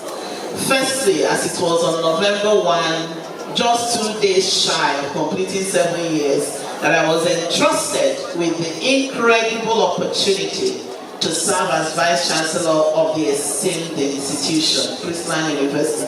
Secondly, I am particularly overjoyed that the university will graduate today the first set of nursing students who joined this university at 100 level 5 years ago. In the same vein, they were inducted into the nursing profession just yesterday, 28th of October, 22 of them. There was no reason for them to come to Christland. That's the very first set. I always appreciate the very first set, like our very first 7. We didn't have any pedigree. Many times they will ask you, what is the pedigree? We didn't have pedigree. But God made them to choose to come here. They had confidence and their parents. And I want to let you know, I know you will read it later, that these students, these nurses, have made 100% in all their professional exams. And today, we're also graduating the first set of public health students in this university. All of these people started at 100 level some years ago. So we're celebrating. We are here to celebrate. And we must celebrate. The graduates, Your Excellencies, distinguished ladies and gentlemen, we celebrate today from various departments within the College of Arts, Management and Social Sciences, College of Natural and Applied Sciences, College of Basic Medical Sciences, and Faculty of Nursing. We are releasing 183 stars from our regular program, and a total of 204 and a total of 55 stars from our conversion program, making a total of 240 stars today. With respect to regular programs, we have stepped into our 3rd digit. Prior to this time, we were graduating 7, 2 digits, but this year we have entered into the 3 digits, and that is growth. We are graduating 24 first class, 95 second class upper division, 47 second class lower division, and 17 third class. The best graduating student is Miss Adiola Oluwaserilore Omodeni, graduating with a CGPA of 4.99 over 5. From the Department of Psychology, making her the valedictorian. Ladies and gentlemen, exactly 6 years ago, when we were graduating our first 7, The best graduating student, Loretta Onemu from Department of Psychology, graduated with 5 over 5 points. And today, another student from Psychology is shy from 5 by 0.01. At Senate, we're saying, why can't we make it 5? For you to get that 5, it takes a lot. But we are proud of you, Adiola. It is our prayer that these stars of today will fly the flag of Christian University to all corners of the globe. Distinguished ladies and gentlemen, we place premium to good character. In this university, it is character and learning. So today, we will be awarding prizes to the best behaved graduates. For male, we have Mr. Emmanuel Chineyemba of Department of Mass Communication as the best behaved male, and Ms. Hannah Elegede of Department of Mathematics as the best behaved female, thus promoting our focus on character and learning. The statistics are so listed. Charge to the graduates, distinguished graduates or graduates, I say congratulations and bravo to you.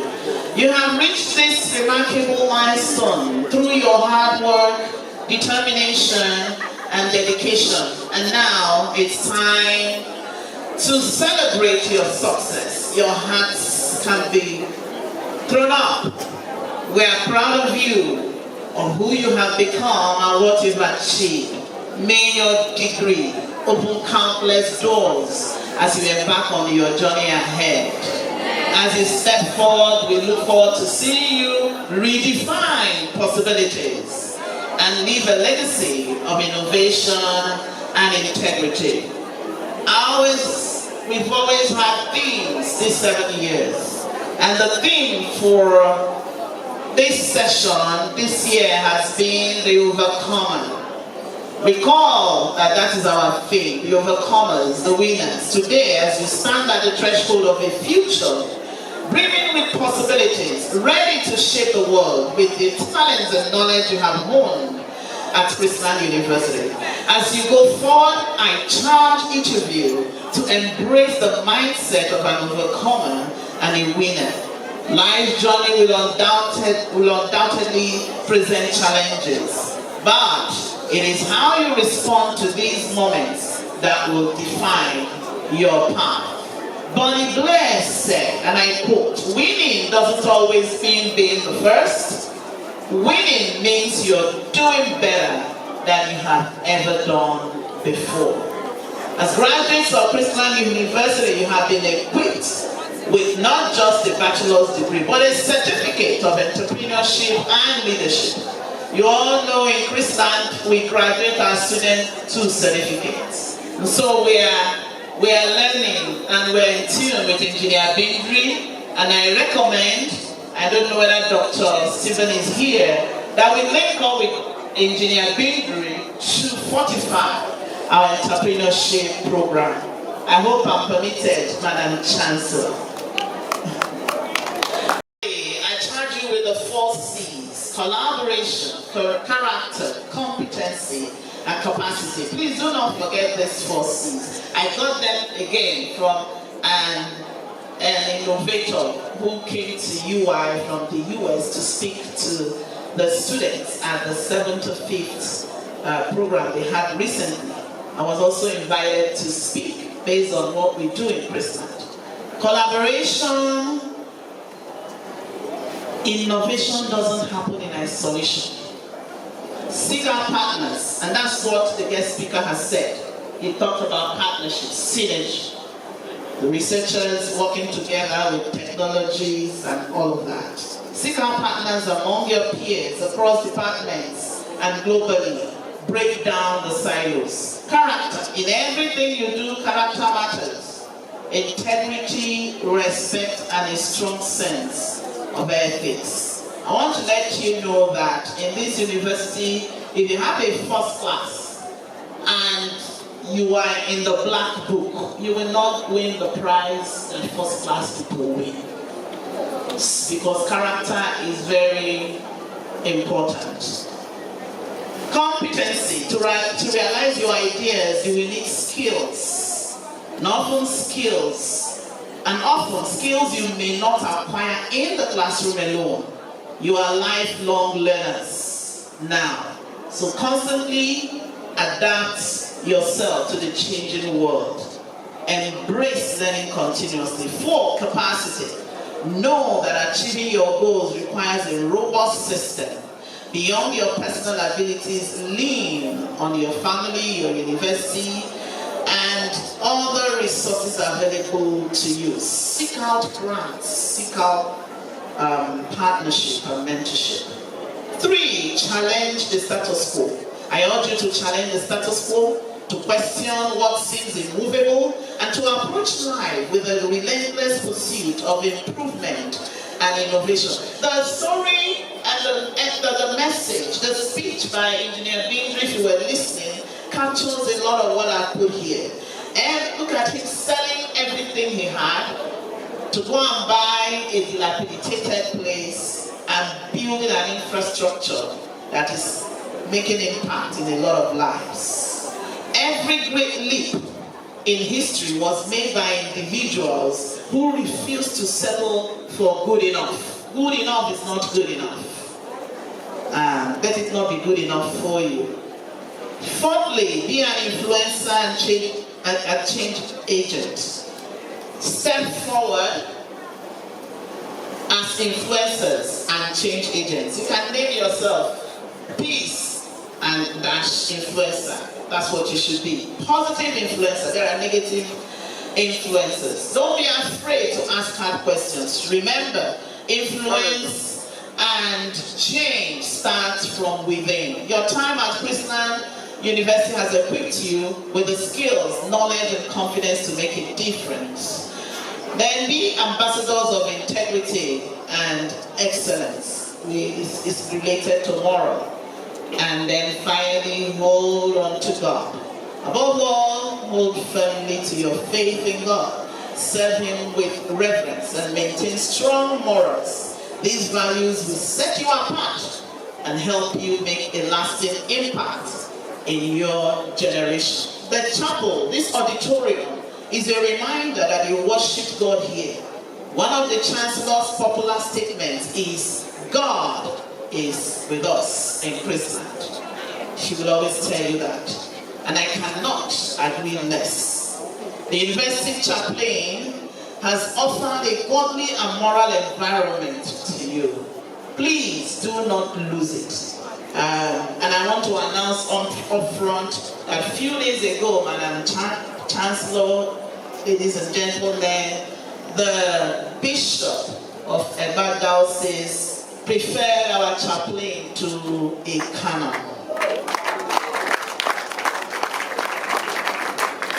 So, go forth, overcome and win. The guest speaker, we have already listened to him. I will not read about him. My journey through the land called Chrisland, I'm not reading everything. So, when you get this, you will read it. Because it's my valedictory, so it's heavy, so I won't read it. Go to our website, and then you will read it. Gentlemen, esteemed members of the Governing Council, distinguished faculty, cherished students, respected alumni, beloved parents, and our honored guests. Again, today is a significant day. Standing here as the Vice Chancellor, I am overwhelmed with gratitude, humility, and pride as I recount the progress we have made together since 2017. This occasion not only celebrates our collective accomplishments, but also symbolizes a new beginning for the university. When I assumed this role in 2017, I felt the weight of responsibility and the immense potential of Chrisland University.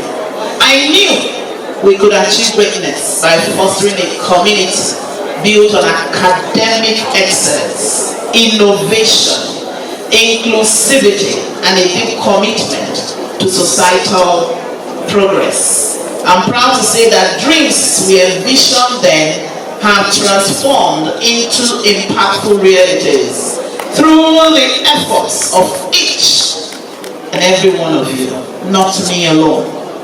7 years seem like just a number, but to me, it represents the completion of a cycle. It has been a time of hard work. I can say it again, hard work. Building strong foundations and watching this institution thrive through the collective efforts of dedicated staff. I just need to do my finger like this. Some of them will get what I'm saying. Students and supportive stakeholders. Christian University has evolved today into the dynamic and innovative institution it is today. First steps. When I first arrived at Christian, it was like setting foot on familiar soil. Somebody said it's like being given a forest or a desert to go and till. You know, I would always say, Mama says, start fresh. I'm going to start afresh. I was filled with a vision, a mission, and a multitude of ideas. Yet, as with any new terrain, there was the initial learning curve. I quickly realized that this was not just an institution, it was a vibrant ecosystem filled with bright minds, each holding unique stories, dreams, and aspirations. If you want to know that, visit the Awoshika family, visit Mama, Chancellor, and the family. You will prove what I'm saying. In those early days, we spent countless hours with our students, faculty, staff, understanding the heartbeat of this place and sowing seeds for a future we could all be proud of. Remember, it's a journey, so there were peaks and valleys, there were the blossoming fields, celebrating milestones, and we are still celebrating. There's hardly any day, I'm telling you, there's hardly any day there's no good news about Christian University. That's the truth. We just thank God for it. As I'm posting one, another is coming. In the past few days, we obtained 100% pass in our first professional medical lab science program. These are excellent exams.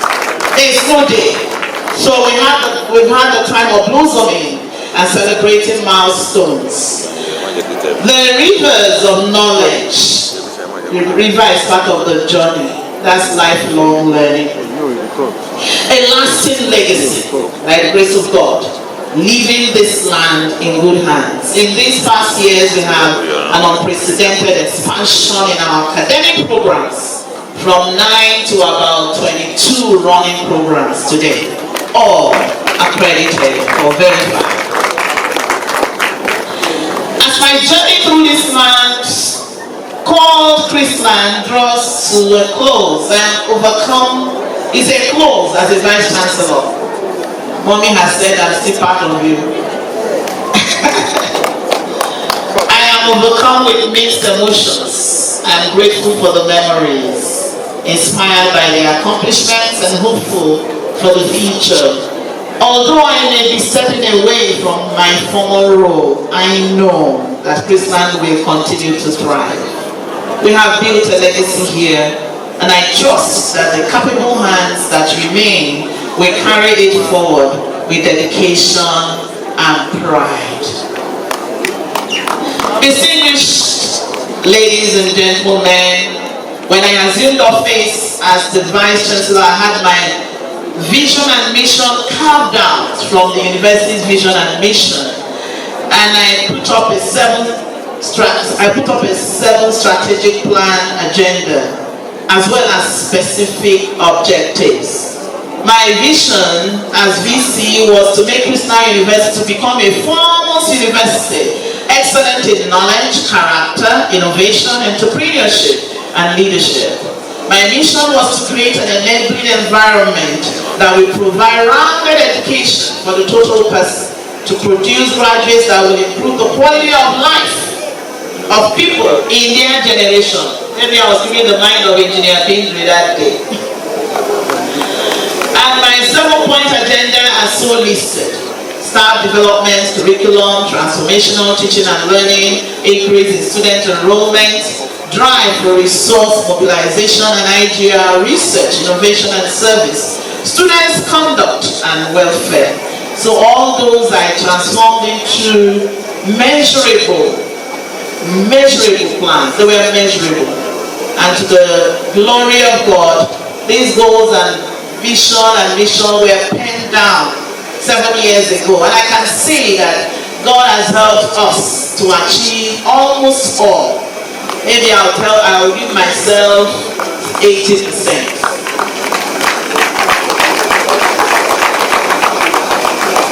So when you read the address, just match that address with these goals. The role of transformational and strategic leadership in Christland, that's what the story has been. And that's what I've run with. Vision and purpose, setting a clear direction, empowering people, innovating through challenges. You just must think differently. If this one fails, what happens? Inspiring excellence, setting high standards and celebrating achievements. You need to see us dance. We dance outside. When we got our ambulance, we dance outside. We take picture, we pour wine, we celebrate our successes by praising God. When we got the buses recently, we all danced in the rain. We all danced outside. When we win our accreditations, they come to my office. We sing, we dance. We give glory to God. 5, sustainability and legacy, building for the future. 6, encouraging change and innovation, cultivating a forward-thinking mindset. 7, building partnership and expanding influence. Again, these are qualities of transformational and strategic leadership. Match it with our achievements. Summary, I won't read all. In terms of admission, you can see how the pattern from 2018 till date. By 2022-2023, 459 students were admitted. But the session that just ended, 394, and we are working hard to improve our space. Once we improve space, that number will double. I pray, and it will happen. Chancellor, it will happen. I didn't like the graph. When I plotted that graph, it dropped. But it's going to go up. I know it's going up. Amen. Graduation, we are going up from 7 to 26, 44, 52, and last year 91 for regular, and this year 185 for regular, and a total of 241. Accreditation, I can close my eyes and tell you the story, so it's written there. First is our full operational license. When I came here, students would cry. But we had provincial license. So we went through another verification when I arrived. And we got full license from federal government of Nigeria. And since then, there is no stopping for Christmas. There is really no stopping. All accreditation exercises, we're now in our second cycle, have been 100%. In all the programs. So whether NUC or verification bodies, professional bodies, it's been 100%. Recently, we've been struggling with JUPEB. It will be appreciated. This program is online. Move the guests to the auditorium, to the smaller auditorium, please. In Japan, but through some changes this year, 73% of our Japan passed to enter the university. One of them had 16 points. And so we are rejoicing, we are celebrating them. In terms of ranking, the only ranking we knew that NUC did, we have an NUC rep here in 2021. Chrisland ranked 17th out of 133 universities and 9th out of private universities.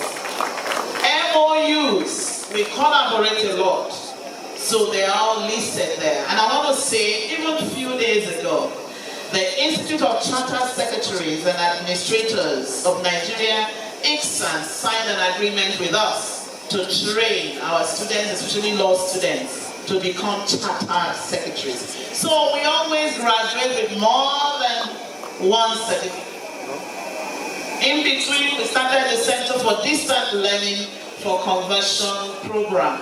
We've set up state-of-the-art centers, right from mass comm to entrepreneurship and so on. So,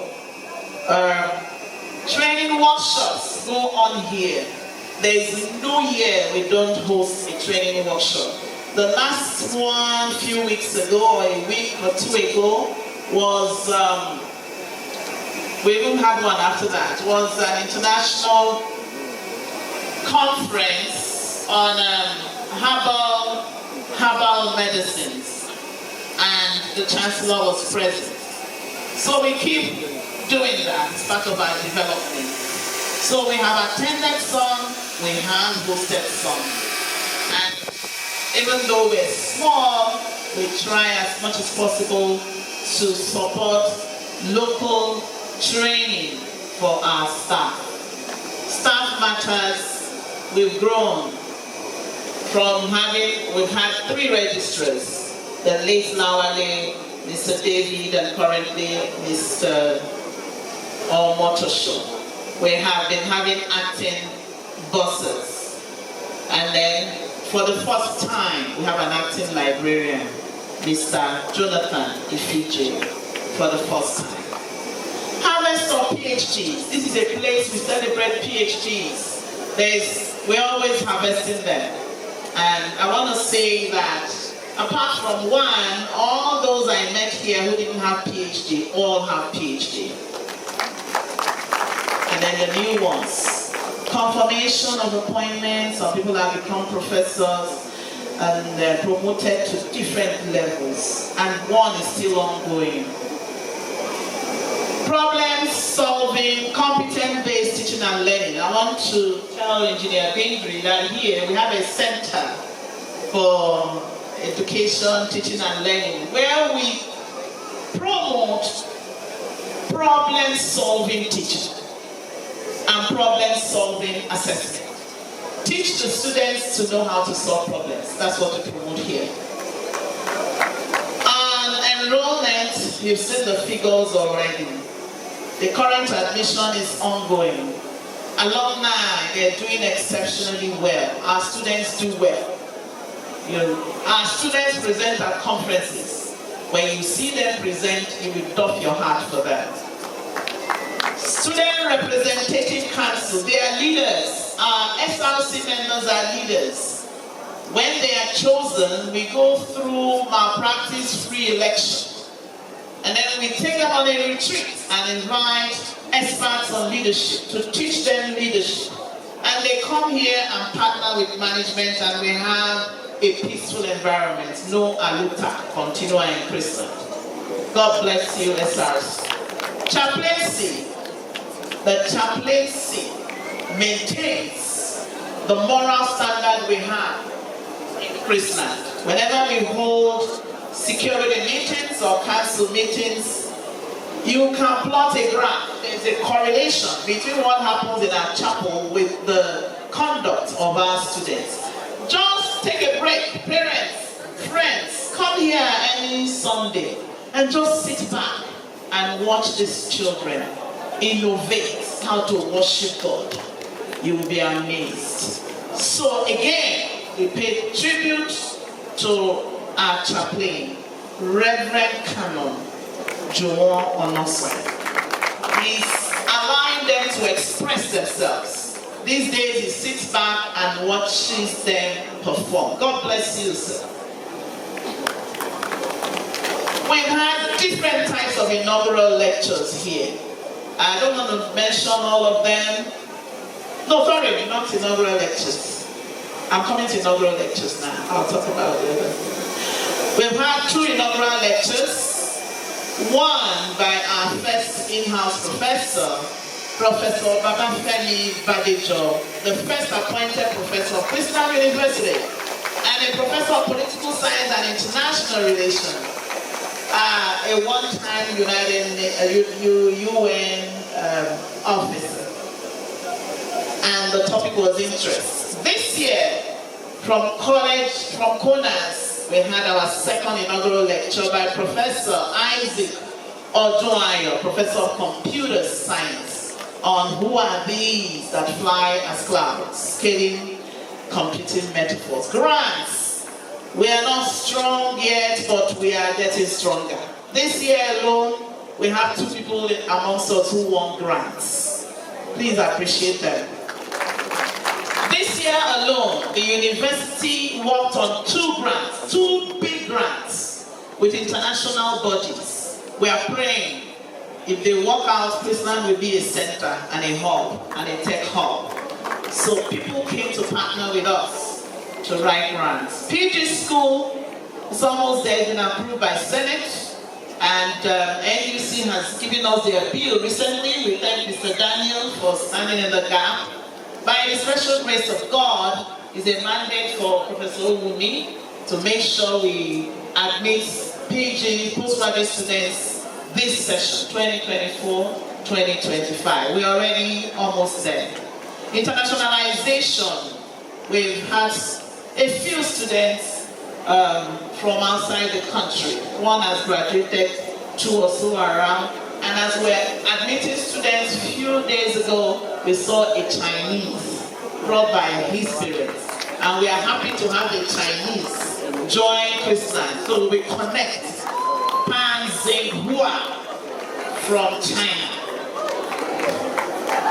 We've had international workshops. The current president of Liberia brought a 12-man team in 2019 for an international conference. So we are friends with the present president of Liberia.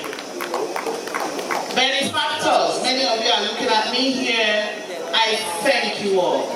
People donate books, donate all sorts of things to us. One of the best book donors is Barrister Bankole Awoshika, who has been donating books to the College of Law. Thank you, sir, for all you do. And according to the Pro-Chancellor, if I'm permitted, he should adopt College of Law, sir. Officially, don't leave us books alone. Adopt College of Law. There will be accreditation next year. Mommy, approved. Then, Horizon, they also have gifts for us today. Collaboration and partnership. You can read all of those. Our Christian Counseling and Psychological Services, CCAS, began immediately I came here, birthed by none other than Dr. Modube Akindeko in 2018. Again, that center, oh my God, I don't know what to say. That center is doing a lot in the life of our students. They find support going to that center.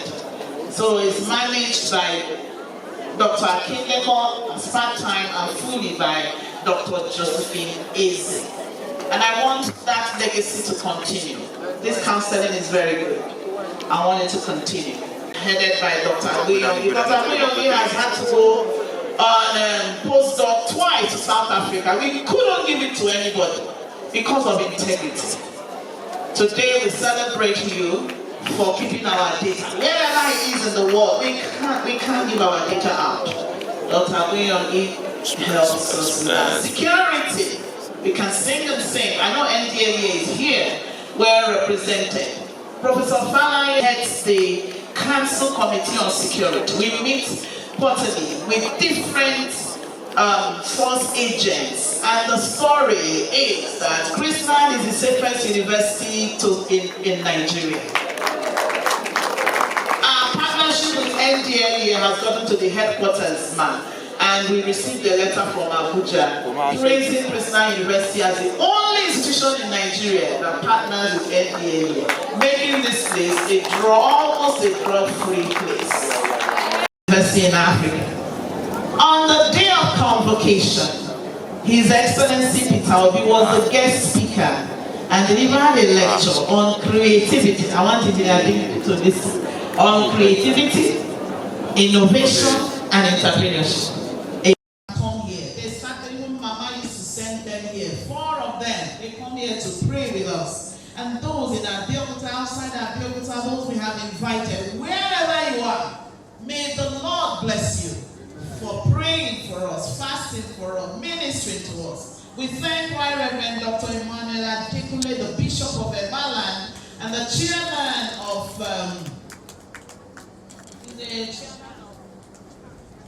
Khan. He gave us the chaplain. He's giving us a peaceful environment. He will be talking to us on Thursday. To security organizations, God bless you. But when they come here, they say we don't give them problem. They also don't give us problem. Fire, police, all of you, thank you. Media, without the media, you won't hear about Christian University. And it started with Mr. Clexus. When I came here, he blasted the world with Christian University. Others have come in to do the same thing. Thank you for good news. I don't know whether you read any bad news about Christian University. Did you? I did not. The only bad news I ever read was from JAM. And we verified that we don't admit fake people here. We don't. We ensure that we don't. To our vendors, our suppliers of goods and services, if you are not here, the students will go gaga. Thank you for provision of your services. To our benefactors, those that have been giving us one gift or the other, thank you. To our vice chancellors, some of them are seated here. I've been a member of the Committee of Vice Chancellors for 7 years, and in between I was the vice chair of Committee of Vice Chancellors in the whole of Nigeria. I do not take it for granted. Thank you. And for the Committee of Vice Chancellors and private and registrars of private universities, I am currently their treasurer. I thank our leader, the VC of Leeds City, the center representative. I thank with gratitude Professor Lillian Salami, the chairman of CVCNU, who is the VC of Unibed. She calls me her friend. We are friends. Thank you. I thank my mentor in this job, Professor Lambe Nero, a VC of 16 or 17 years. He gave me counsel. I thank Right Reverend Professor Dapo Ashaju, former VC of Ajayikwara, he gave me counsel. Gratitude to my mentors and teachers. One of them is seated there boldly. She should just stand up. Professor Mrs. Adeyinka Falusi. Then you see me shining, it is because of her. I know what it took her to be here. Thank you, my great mentor. And Professor Lani, wherever you are in the US, thank you. Appreciation to my mentees. When I give lectures, many of them write my speech. While on this job, I must have graduated 5 PhD students from University of Ibadan. Thank you. For friends and relations, I thank you. For my fellow pharmacists, I thank you.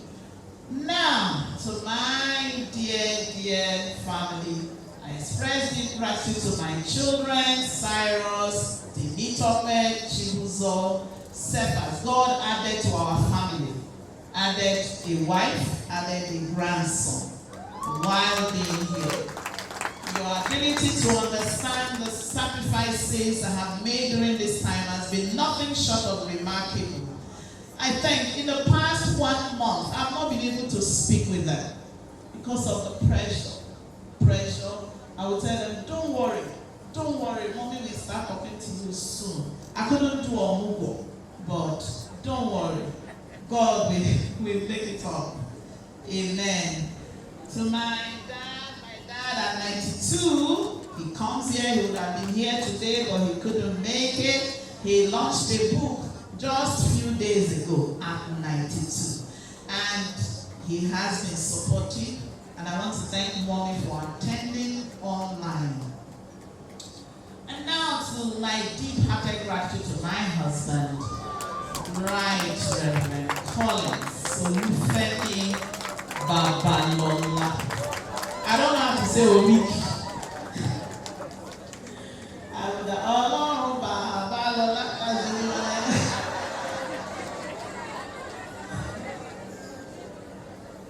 From the beginning, you have been my confidence, my rock, and my greatest cheerleader. Your belief in me and in our mission is our mission. Mommy knows, is our mission. As Christian University has fueled my passion and determination to serve our community. In the past few days, when I say Mommy is somewhere, she said, maybe you should have. He was saying, maybe we should have, you know what I mean? He's so passionate about Christmas and about Mommy.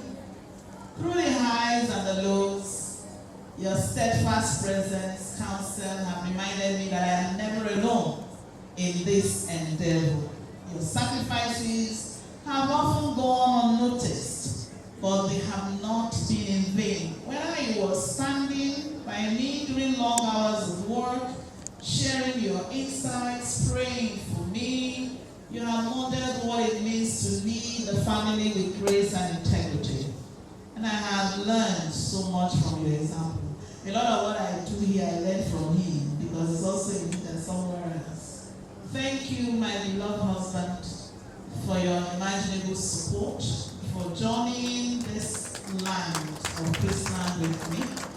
May God bless you abundantly as you take on this role that both of us are in.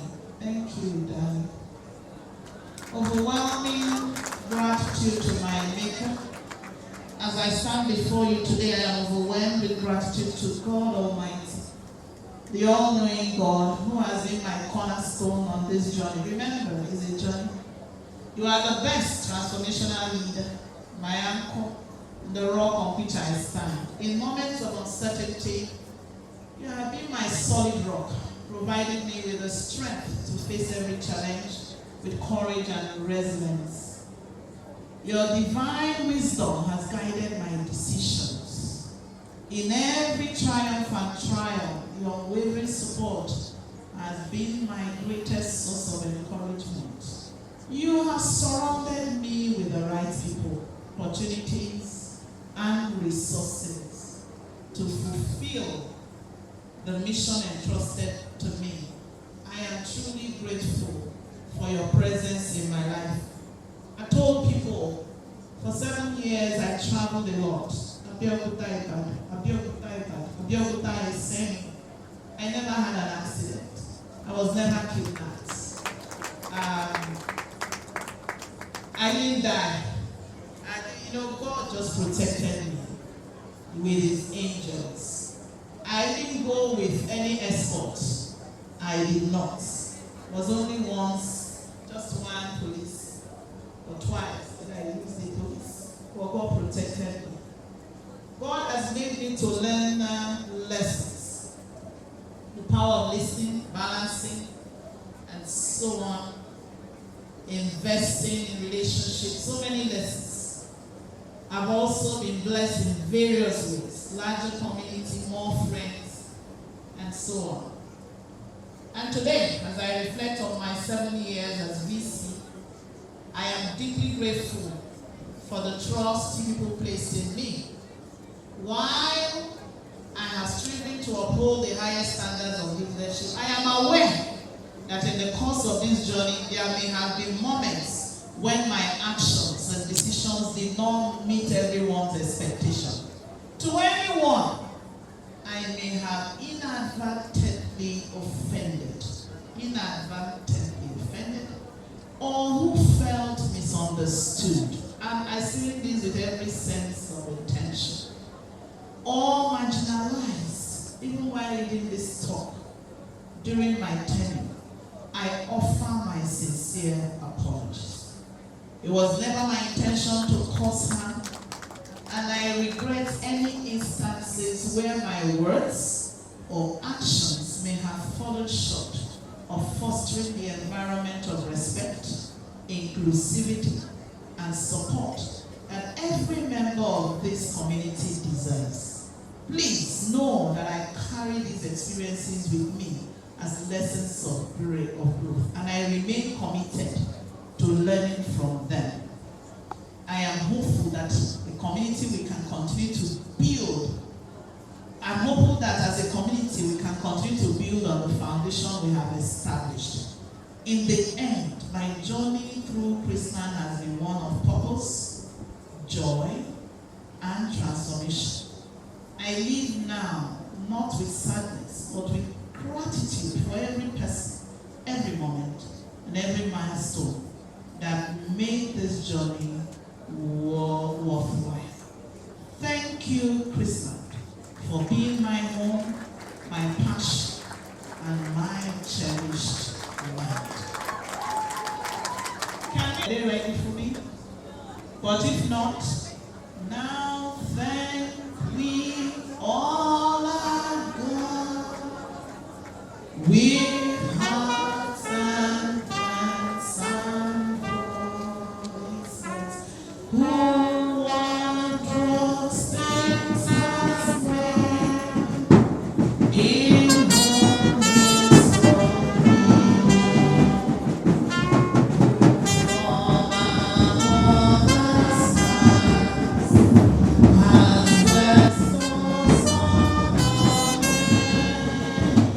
with countless gifts of love and given us today.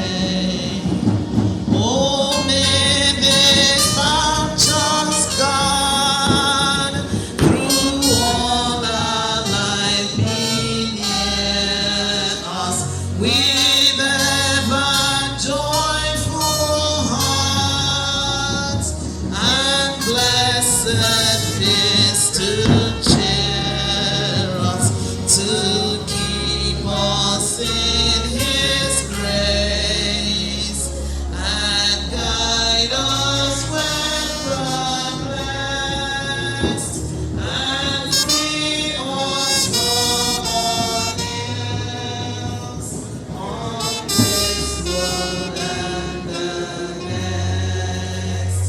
All praise and thanks to God, the Father now be given, the Son and Spirit blessed, who reign in highest heaven and earth adore. For us it was as now and shall be. Thank Gratitude to God and great delight that I heartily congratulate you, High Chief Dr. Mrs. Winifred Awoshika, OON, on behalf of other stakeholders on the occasion of the 6th Convocation of Christland University. On behalf of the Governing Council, I thank the Chancellor and the Board of Trustees for the unstinted individual and collective support given to this university. I salute my colleagues, members of the Governing Council, for their fulsome cooperation and unwavering support, without which we would not have achieved the much that has been recorded barely a decade from the takeoff of this university. I commend the university management, staff and students under the able leadership of our indefatigable Vice Chancellor, Professor Chinedu Babalola, FAS, on working together with other stakeholders to take this university to greater heights. Chancellor Ma, I'm deeply grateful to God for the privilege of presenting this 5th successive address to the convocation of this great citadel of knowledge production and human capacity development. For the sake of those who are not here and for the record, my first address in the aftermath of the terrible pandemic was entitled "The Difference That PPE Makes." At that time, PPE stood for Personal Protective Equipment. But in the context of that address, we reframed it as the power of personal example. That address underscored the imperative and impact of personal example in leadership in all spheres of life. The second address, entitled "Remember," stressed the importance of responsible membership and teamwork, the need to uphold the legacy of Christian University, and our individual duty to do good deeds and be remembered for them. The third address, entitled "Anvil or Hammer," reflected on a post-First World War German song in which the defeated Germans rejected continual treatment as the anvil, the hammered object, and declared themselves the hammer, the subject of importance. In the language of the Bible, in Deuteronomy chapter 28 verse 13, they seemed to have deprecated their relegation as the tail and demanded to be treated with respect as the head. Last year, I admonished on grace, grit, and greatness to emphasize the need for diligence and doggedness while we harness the grace of God for greatness. We submitted last year that in as much as greatness comes by the grace of God, it is the hard worker who truly manifests that grace. This year's address, entitled "Living, Learning, and Living," sustains our tradition of admonishing our graduate students and sending a message to the generality of the people present and represented on this auspicious occasion. The subject of this year's address captures our mood as this institution undergoes an inevitable leadership transition after 7 years of significant milestones. These outstanding accomplishments have been documented in the Vice Chancellor's valedictory address. I didn't have full knowledge of what she wrote, but I think she was going to give us a valedictory address, which was delivered just moments ago. With reference to this institution and its departing chief manager, we wish to highlight some salient points on living, learning, and living. Number one, we are not in this world by accident or chance, but we are in it to live, to thrive, and fulfill a divine purpose. Second, we are therefore required to produce and reproduce, and to be gainfully occupied in our respective social, political, and economic spaces. Thirdly, no matter how well we have done, and no matter how long we live, we shall live by vacating the space or position that God has positioned us to occupy at some point. Finally, we are required to be living that adds value and spice to the community and system in which we operate. Leaven or yeast might be insignificant in itself, but its absence is felt as much as its presence. Its absence makes the baked flour, bread, flat, and uninspiring. But its presence is unmistakable because it immediately levels the lump. Let me assure theologians, and I'm sure that we have at least one bishop present today, that I'm not unaware of the Lord Jesus Christ's reference to sin as level. You can please cross-check this from Matthew chapter 16 verse 6, verses 11 and 12, Mark chapter 18 verse 15, Luke chapter 12 verse 1. But we are employing the imagery of the leaven advisedly and contextually in a positive light, as Jesus Christ himself contextually likens the kingdom of God to leaven in the positive sense of its capacity for ensuring exponential growth. Please, you can confirm this from Luke chapter 13 verses 20 and 21. It is in that sense that we adopt the leavening effect in this address. We call on everyone to live and thrive wherever they might be placed under whatever circumstances. Moreover, like yeast, we should add value, make a difference, exert a significant systemic effect on our micro and macro domain, and of course leave a lasting legacy. We should take the purpose of life as living for others and making life better for them. Time flies swiftly, and our time on earth itself or in any pursuit of influence is short in the light of eternity. Therefore, we should make the best of that time. We should strive for noticeable impact now and enduring legacy afterwards. We shall always be remembered by what we have done. Our ultimate reward will come from God, because humans can never fully reward us. Indeed, mere mortals too often forget or fail to appreciate our efforts.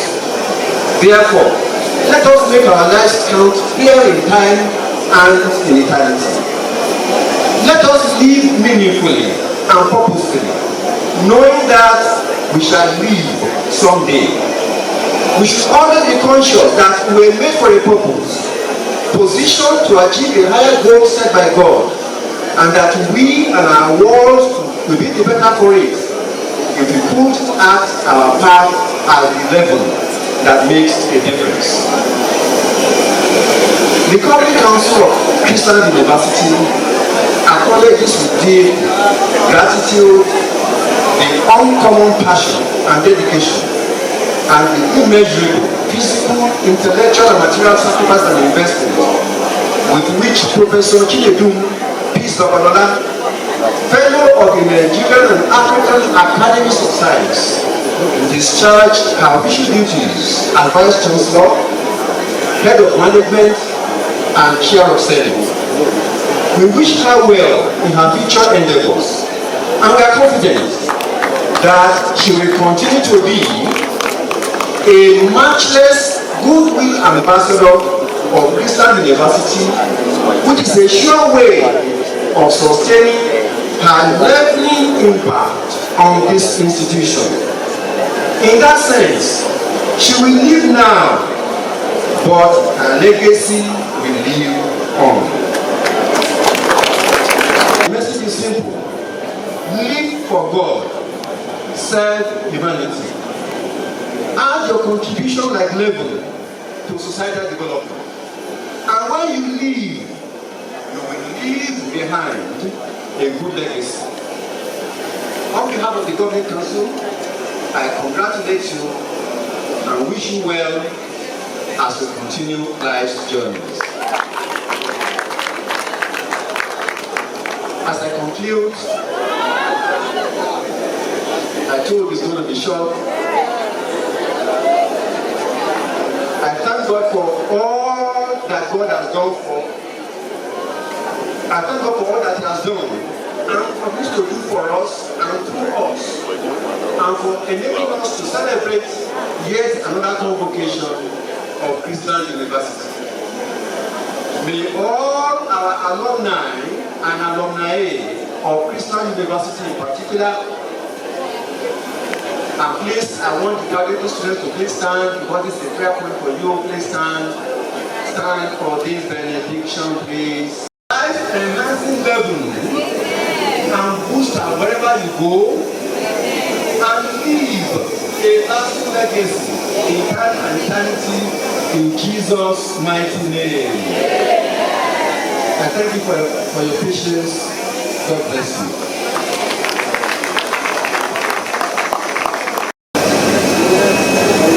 It's time to listen to the Chancellor's speech.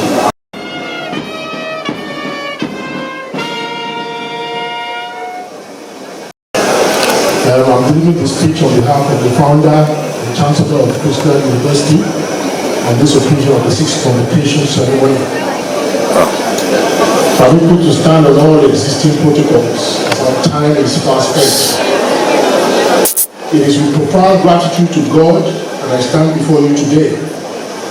His protection, grace, and abundant provisions have guided us through the highs and lows of this journey. Despite the many challenges confronting our nation, God has remained steadfast in His faithfulness, enabling us to gather in the 6th Convocation Ceremony of Christian University. I give Him all the glory. Christian University began as a seed of faith in 2015 with just 7 students, and today it has blossomed into an institution that stands as a beacon of hope, excellence, and leadership in higher education. The growth we have witnessed over these few years is a testament of divine providence and the dedication of all who have been part of this great project. We are here today because of God's grace and the hard work of many individuals who have contributed in various ways. Today we celebrate you, our esteemed graduates. This is a day of immense pride and joy, which marks the beginning of a new chapter in your lives. Your journey through Christian University has been filled with learning, growth, and transformation. You have worked diligently, faced challenges, and stood resilient through it all. Today you stand on the cusp of greatness, ready to make your mark in the world. As you step out into the society, I charge you to be the shining light that the world needs. The knowledge you have gained, the values instilled in you, and the skills you have acquired are your tools for shaping a better future. The world you are entering is one that requires leaders of integrity, courage, and vision. You are equipped with intellectual radiance that Christian University is known for. Go out there and transform your world with that radiance, never compromising on your principles. Remember, your actions reflect not just on you, but also on this great institution and your families. Hold firmly the core values of discipline, respect, and hard work, which you have been ingrained in during your time here. Let your integrity be your guide and always strive for excellence in all your endeavors. My prayer is that the Almighty God will bless your paths, grant you wisdom in all your decisions, and strengthen you as you overcome every challenge. May you be beacons of hope, success, and inspiration to others wherever life takes you. To the parents and guardians present here today, we celebrate with you. This is a day of victory for you as well. Your unwavering support, sacrifices, and prayers have brought your children to this momentous point in their lives. You believe in their potential and invested in their future by choosing Christian University. And today, you are witnessing the fruits of your labor. However, your road does not end here. As your children step into the next phase of their lives, they will continue to rely on your wisdom and guidance. Their challenges may change, but your influence remains invaluable. I encourage you to continue to nurture them with love, support, and prayers. May God continue to strengthen you and may you live long to enjoy the rewards of your sacrifices. To our esteemed alumni, you are the living legacy of Christian University. You are ambassadors of this institution, carrying its values and reputation into the wider world. As our alumni network grows, so does the influence of this great university. Each of you play a critical role in shaping the future of Christian University and ensuring its name continue to stand for excellence and leadership. I urge you to remain connected to your alma mater. Your involvement is vital to the continued growth and success of this institution, whether through mentorship, collaboration, or financial support. Your contributions will help us build a lasting legacy for future generations. Christian University is your home, and we are proud, all of you, of all we have all achieved. I encourage you to continue to uphold the values of Christian University wherever you go. Today's convocation ceremony holds a special significance for several reasons. Firstly, we are celebrating a monumental achievement, the graduation and induction of our very first set of nursing graduates. These graduates have successfully completed the rigorous academic and professional requirements set by the Nursing and Midwifery Council of Nigeria. Today, they will be leaving this institution as registered nurses and midwives, fully licensed and prepared to make their mark in the health sector of this country. Soon, they will also qualify in public health nurses, adding yet another layer to their professional expertise. This accomplishment is a source of immense pride for us. It reflects not only the hard work of the students, but the commitment of leadership and those who have guided them along the way. I extend my heartfelt gratitude to Professor Priska Olabisi Adejumo, the pioneer dean of the Faculty of Nursing, whose dedication and vision has brought us to this point. Her leadership has been instrumental in building the nursing faculty to the level of excellence we celebrate today. To all the staff of the Faculty of Nursing, I say thank you for your unwavering commitment to excellence. To God be the glory for this incredible achievement. The second aspect of today's uniqueness marks the conclusion of a glorious 7-year stewardship of our distinguished Vice Chancellor, Professor Chidebun Peace Babalola. While the formal valedictory ceremony is scheduled for tomorrow, the 30th of October, I will be remiss not to acknowledge her outstanding contributions to the growth of the university. Professor Babalola's time has been nothing short of extraordinary. Her leadership has seen Christian University grow in leaps and bounds, with remarkable advancement in academic programs, infrastructure, and student enrollment. She has led with wisdom, grace, and an unrelenting commitment to excellence. Her visionary leadership has left an indelible mark on this institution, and her legacy will continue to inspire future generations of leaders. Professor Babalola has dedicated herself to this university with utmost passion and integrity. She has always gone above and beyond the call of duty, treating her position not merely as a job, but as a mission.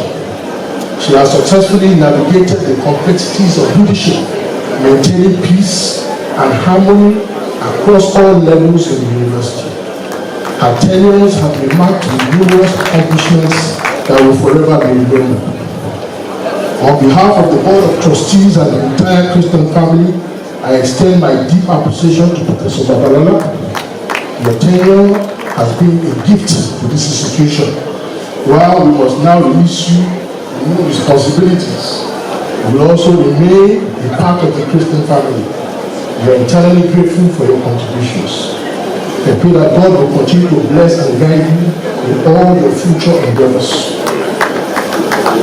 I cannot end this speech without expressing my profound gratitude to all those who have played critical roles in the success of Christian University. And to the Board of Trustees, I thank you for your steadfast support, your wisdom, your commitment to the vision of the university.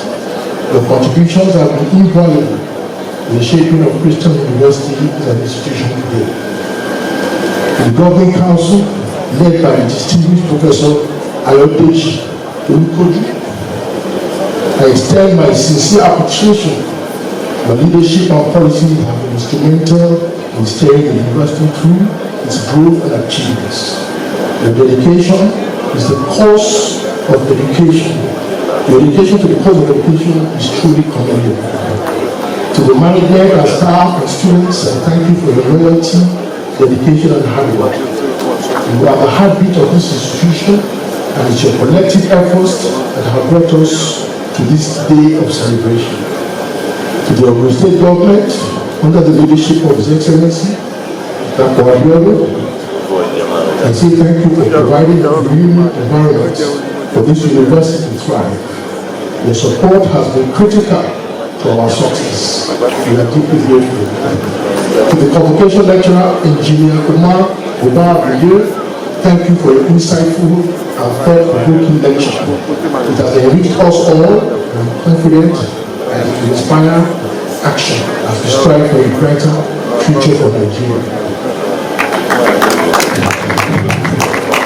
As we draw this ceremony to a close, I commit each of you to the hands of the Almighty God.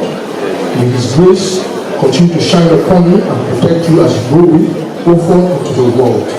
May His wisdom guide your steps. May His blessings follow you all the days of your life. To the graduates, go forth and make your mark. To the parents, continue to be pillars of strength for your children. To the alumni, uphold the legacy of this great institution. Together, let us continue to build the Christian University of our nation. Thank you all, and may God bless you abundantly.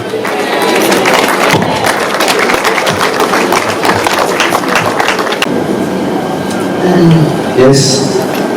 Permit me to add a few words. All protocol has been observed, and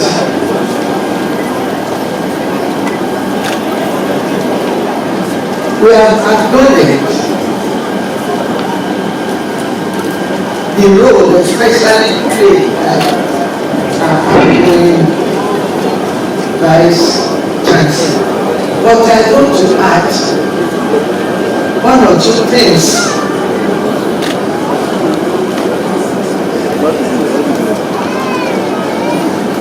She has assured us, based on the cooperation of her beloved husband, to continue to be a part of Christian.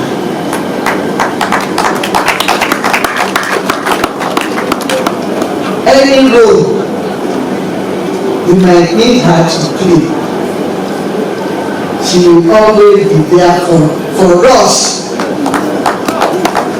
Can you give her another round of applause?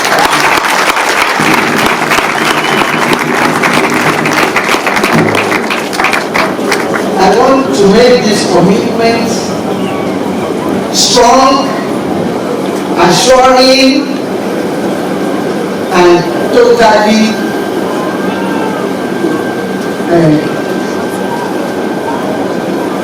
a total commitment, because this keeps my own spirit high.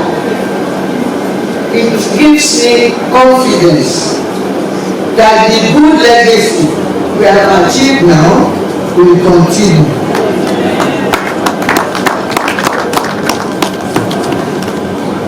When you have somebody who works with all her heart, her mind, and soul, it's not common nowadays. The attitude is, if I cannot grab what I can grab, I will leave. But Professor Mrs. Babadola, did not have or show that attitude.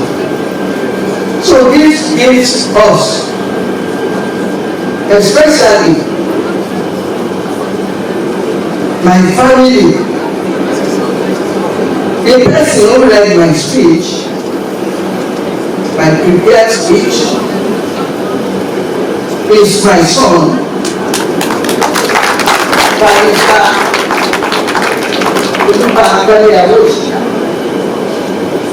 my second son, or the last born, is also a foundation student of Christian from kindergarten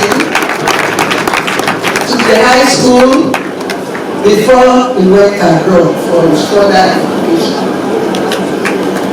My eldest son was here some months ago with his friends to see what he can do to continue the legacy of Babalola.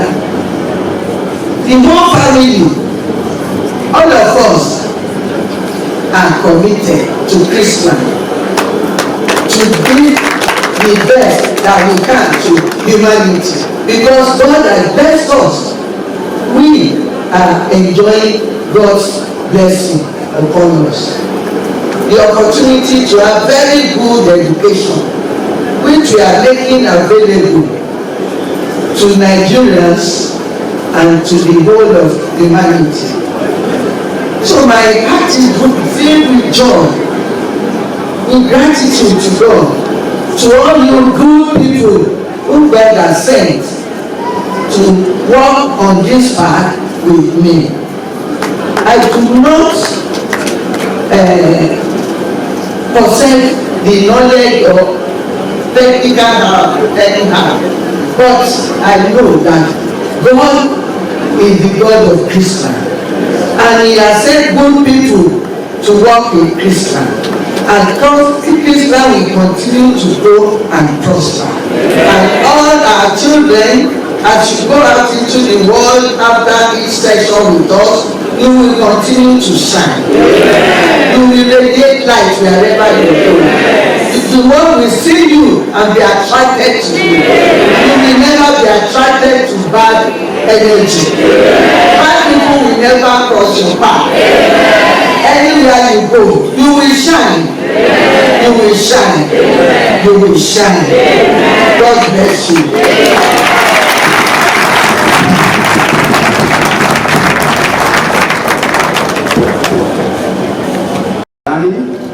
Wish to be received as graduates of the university holding the bachelor's degrees of their various colleges. I will now call upon the deans of colleges to present their graduates. Please stand. I now call on the Dean College of Arts, Management and Social Sciences to present graduates in the College of Arts, Management and Social Sciences for the award of the first degrees. I have the honor to present to you the graduate standing and those absent for good cause, to whom I stand proxy, who have fulfilled the requirements of the university, completed the approved course of study, passed the prescribed examinations, and been found worthy both in character and learning, and whose name appear on this list to be awarded the degree of Bachelor of Arts and Bachelor of Science in Accounting, Business Administration, Criminology and Security Studies, Economics, English, International Relations and Diplomacy, Mass Communication, Political Science and Psychology, of the College of Arts. By the authority vested in me, I confer you with the degree of Bachelor of Science and Bachelor of Arts, respectively. Congratulations.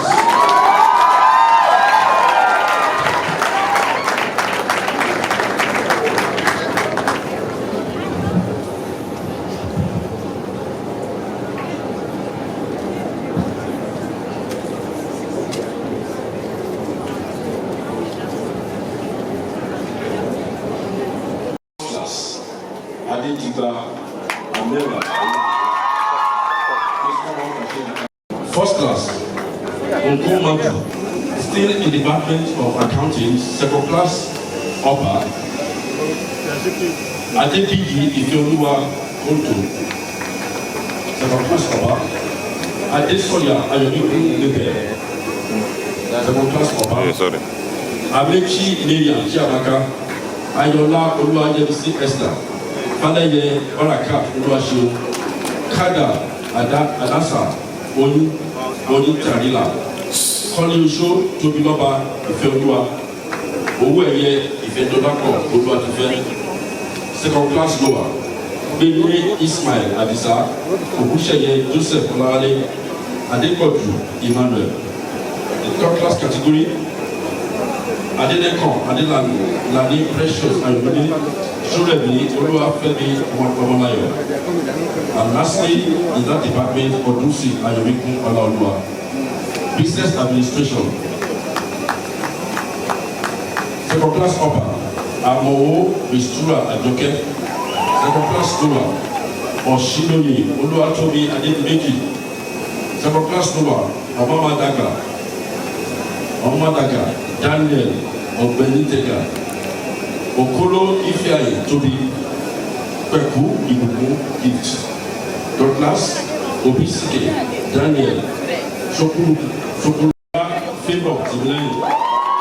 Osai Vanessa Amaka, the two first class from that department.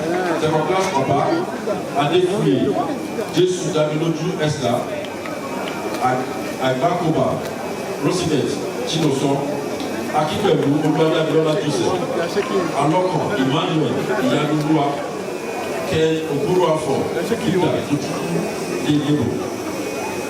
Nna Maku Otutu Salome.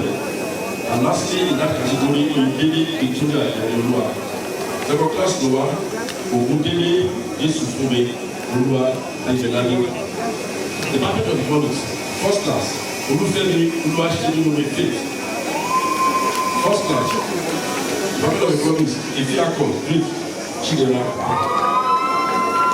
Second class upper, Badego Ofurola Miriam. Michael Sherry Ifunaya. Second class lower, Odulawu Taiwo Shegilola, Olasiako Folakemi Esther. Third class in that department, Ogunlami Oluwafemi John, Adedayo Samuel Adeyemi, and lastly, Olowokiri Gabini Olade. English, second class upper, Akibo Jesu Tobulayo Esther. Second class lower, Kasani Jesu Tofumi Imura. Second class lower, Akimade Adedamola Olusegun. And lastly, in that category, Oluwashino Prince Ajoke. Third class, Adelowo Okoyemi Esther. Department of International Relations and Diplomacy, second class upper, Chiboku Damilola Tibuti.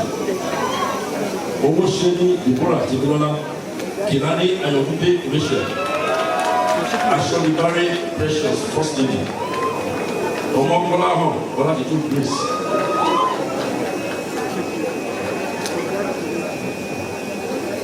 Emile, Chupa Abuzi, Ezekiel, Andrea, Victoria, Omo, Kini Omo, Lawal, Eniola, Christine, Amune, David, Emission, second class tour, Adela, Abigail, Sebilome, Onobajo, Olua Fisayomi, Onolabiko, Otuyelu, Oturayo, Tabilome, Agotola, Anjo, La Jesu, Esther, third class, Okunowo, Timleni, Dus, class, Agambu, Rama, Okechukwu, Mass Communication, first class, Akitoli, Olúwa, Ufukwame, Emuobo, Ejo, Tokpa Ogene Winifred, third one, Ata Adeta Adeni, second class upper, same department Mass Communication, Ademolu David Prince, Adeniran Tobiloba Emmanuel, Amowo Tebilomi Oyidamola, Bello Dolapo Oruda, Chideyeba Emmanuel Fidel, Kọ́lé-Oṣó Precious Ayọ̀mídé, Mora Stephen Odumero, Olùsọ̀yà Olúwatósìn àti Olúwakọ̀.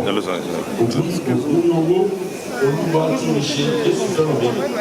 Ọládẹ́yẹ Kẹ́hìndé Olúwayọ̀ Mumi Peace. Ọlákúnlé Ẹ̀rọ̀bọ̀sẹ̀lẹ̀. Okon Paul Olúwafẹ́mi. Alasti Oyèbólú Rodiat Amilola. Second class Noah Adekola Delight Adoke. Ayọ̀lá Kẹ́hìndé Lẹ́sìn. Joseph Oyindamola Ìdílábọ̀sẹ̀. Ashley Owótú Èjì. Ológun Ayọ̀ Olùtẹ̀lẹ̀ Ìyẹ́wúwa. Akíndé Kùkọ́lá Adétọ́jú. Adéyọjú Olúwa Níbi Adébọ́lá. Adébánjọ Ẹ̀yọ́lá Favour. Egutopi Olamide Olabisi. And lastly, Jean-Claude Latif Adéwálé. Third class still in Mass Communication Department. Obi Sina Immaculate. Egun Favour Ike. Shokuton Oluwanile Angel. Aluko Oluwatose Ntoka. Department of Political Science. First class Idiomi Elizabeth Adelike. Ogunpito Ayọ̀dúpé Fìlípénú. Sanusi Adéyínká Abdulhatif. Abọ́dúnrún Ayọ̀túnwíwá Daniel. Celestine Elvis. Department of Defense. Adéyínká Ibrahim Obayeli. Joshua Israel Babatomiwa. Those are your political science. Lastly, in the college, psychology, first class, Omodeni Adiola Oluwaseun. Matu Chiadika Anna Ekele Maria Oluwafi Fenisayo Samson Emi Ebola. Second class upper Ogubiyi Pure Joy Adedumola Odebiyi Alimat Okoyemi Iduka Oyisisochukwu Francis Ìdíyẹ́tẹ̀lẹ̀ Olúwatóbísì Oyọ̀tolúwa. And lastly, second class Noah Ọlọ́run Dáre Wisdom Oyèjúkú.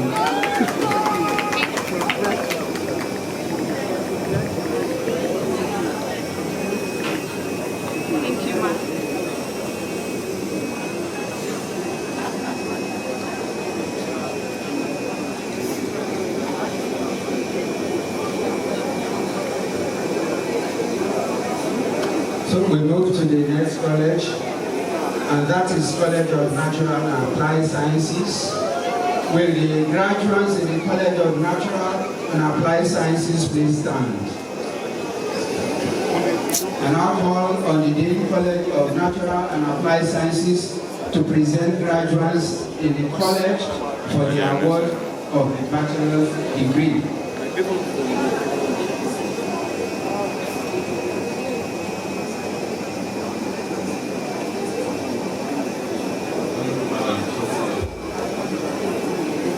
Honorable Madam Chancellor, and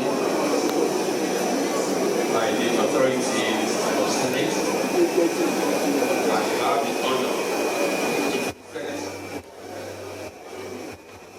to present to you the graduating students, standing, and those absent for good reason, for whom I stand proxy, who have fulfilled the regulations of the university, completed their full course of study, passed the prescribed examination, and have been found worthy both in character and learning, and whose names appear in the list, is awarded the degree of Bachelor of Science in Biochemistry, Computer Science, Cyber Security, Industrial Chemistry, Mathematics, Microbiology, Molecular Biology and Biotechnology, and Software Engineering of the College of Natural and Applied Sciences of Bristol University.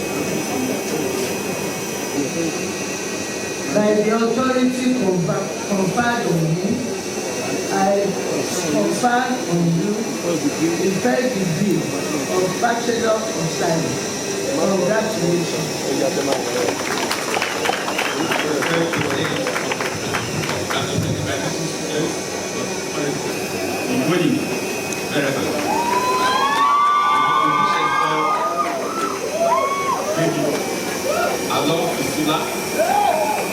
Jane, Sharon, Bonabin,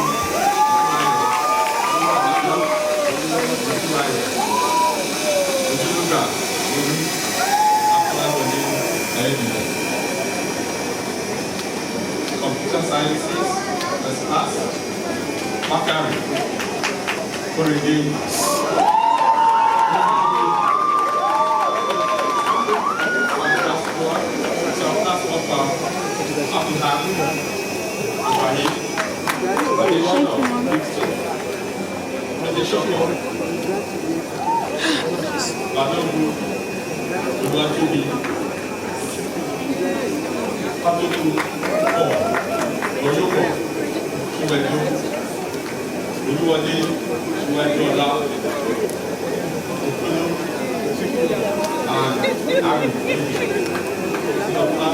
Congratulations, Gamel.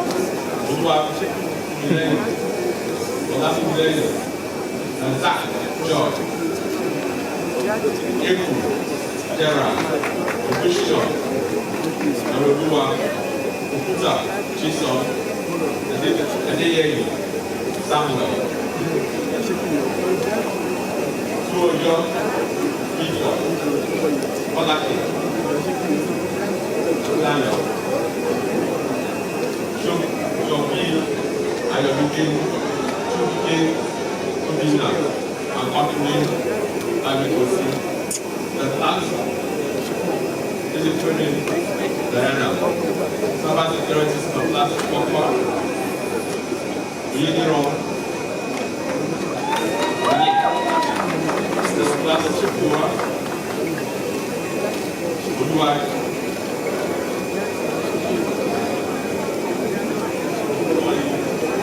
Joseph. Industrial chemistry. Ego, Sovietical, Engineering Peace, Mathematics, first class. And then we bring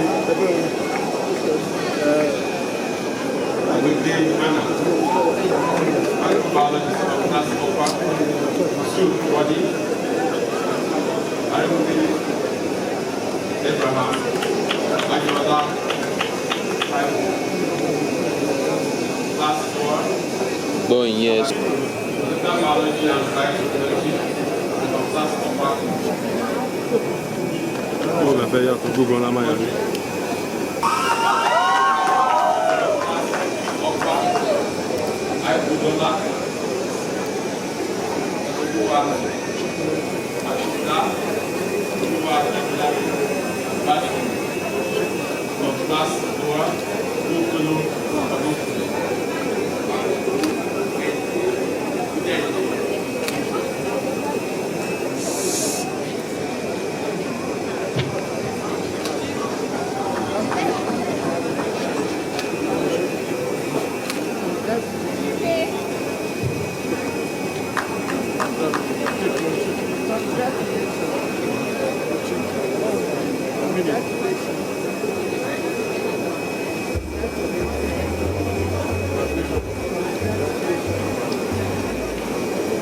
Just the camera and your phone is We are now College of Basic Medical Sciences. With the graduates in the College of Basic Medical Sciences, please stand. I now call on the Dean College of Basic Medical Sciences to present graduates in the College of Basic Medical Sciences for the award of the bachelor degree. Honorable Madam Chancellor, in the name and by the authority of Senate, I have the honor to present to you the graduates standing and those absent for good cause, to whom I stand proxy, who have fulfilled the requirements of the university, completed our courses of study, passed prescribed examinations, and have found worthy both in character and learning, and whose name appear on this list to be awarded the degree of Bachelor of Science in Public Health, College of Basic Medical Sciences, Bristol University. By the authority vested in me, I confer on you the first degree of Bachelor of Science. Congratulations. The names are second class of addition, Olakoya Praise Adeboye. Daniel Darling Grace Adeni. 2-1 public health. Second class for addition public health. Fabolade Oluwakemi Onishola and Olumide Nimotali Omayo. Thank you.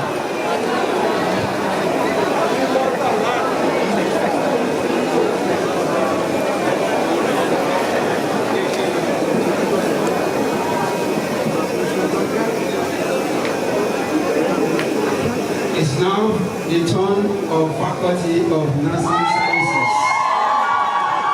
Will the graduates in the Faculty of Nursing Sciences please stand? And now call on the Dean, Faculty of Nursing Sciences, to present graduates in the Faculty of Nursing Sciences for the award of bachelor degree. And the name and by the authority of Senate, I have the honor to present to you the graduate standing and those absent for good cause, who have fulfilled the requirements of the university, completed the approved course of study, passed the prescribed examinations in infant body, both in character and learning, and whose names appear on the list, will be awarded the degree of Bachelor of Nursing Sciences.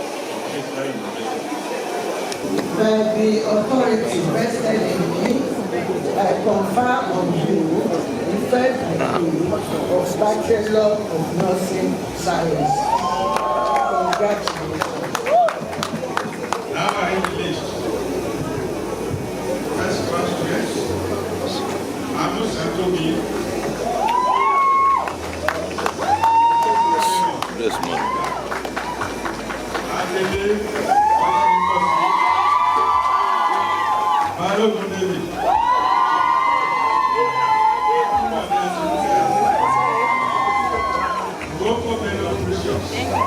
Ages.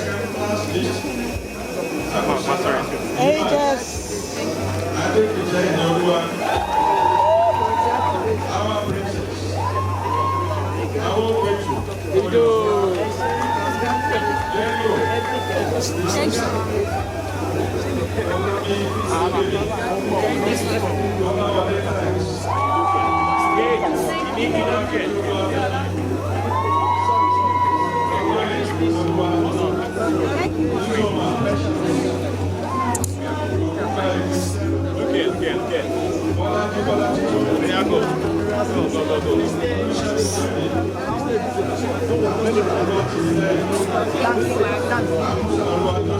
Stay back.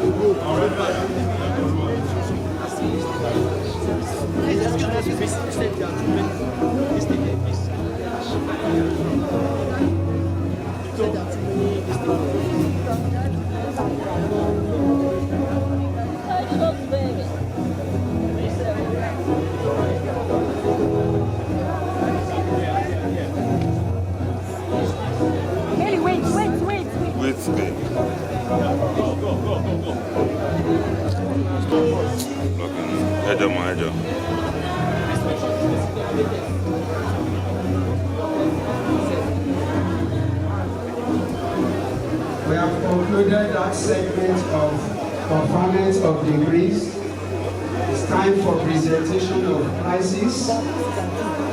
Honorable Madam Chancellor, I have the honor to present to you those students who have distinguished themselves by winning prizes in their field of study for the 2023-2024 academic session, and shall invite the Vice Chancellor to report to the base.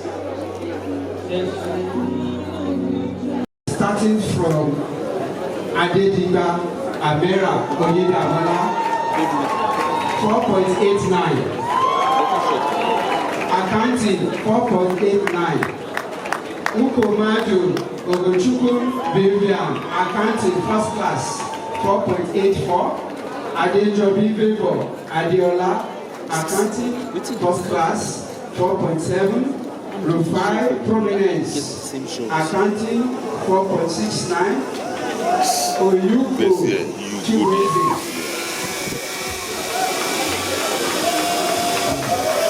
accounting first class, 4.69. Bakari, 60. Makotola Vebo, Criminology and Security Studies, first class, 4.65. Osai Panasia Amaka, Criminology and Security Studies, first class, 4.63. Oluyebi Mama did it better. Oluwashimilore Faith, Economics, first class, 4.80. Ifeako Great Chidera, Economics, 4.65. Elebede Anna, Mathematics, first class, 4.72. Whatever you want to do, Winifred, Mass Communication, first class, 4.90. Akidoye Evangeline, Mass Communication, first class, 4.7. Mass Communication, first class, 4.53. Amushotobi, Nursing, first class, 4.68. Jessica, nursing.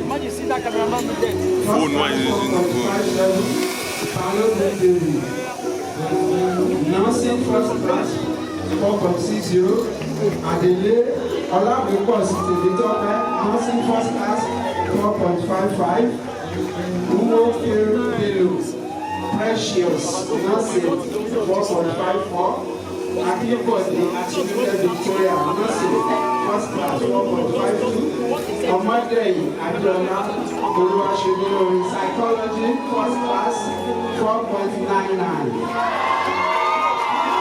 Chideka Anna, psychology, first class, 4.59. Eze Klechi Deborah, psychology, first class, 4.56. Ayago Oluwa Keishayo Samson, first class, psychology, 4.53. And Ukamigo Clinton Chibuke, software engineering, first class, 4.58.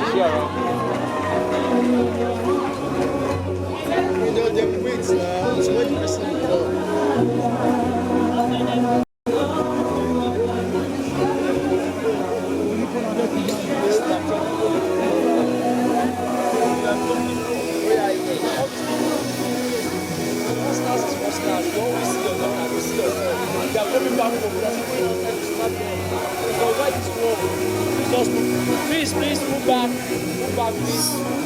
I think that would have been done. Please move back, please move back, please. You see them, come outside. How about you? Still don't sound like this one now, see head.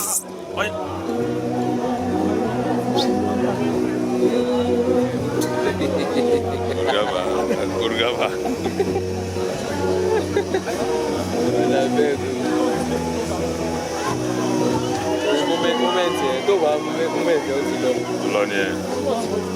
You have to be very smart. And position, must no position.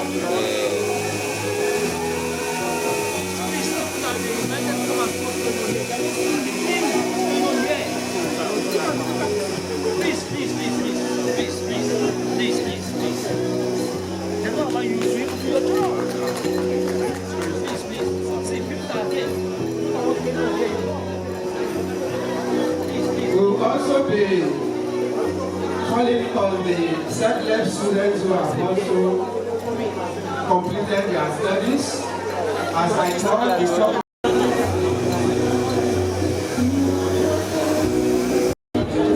Abiodun Ayola, Adeniran, Titilayo, Saudat.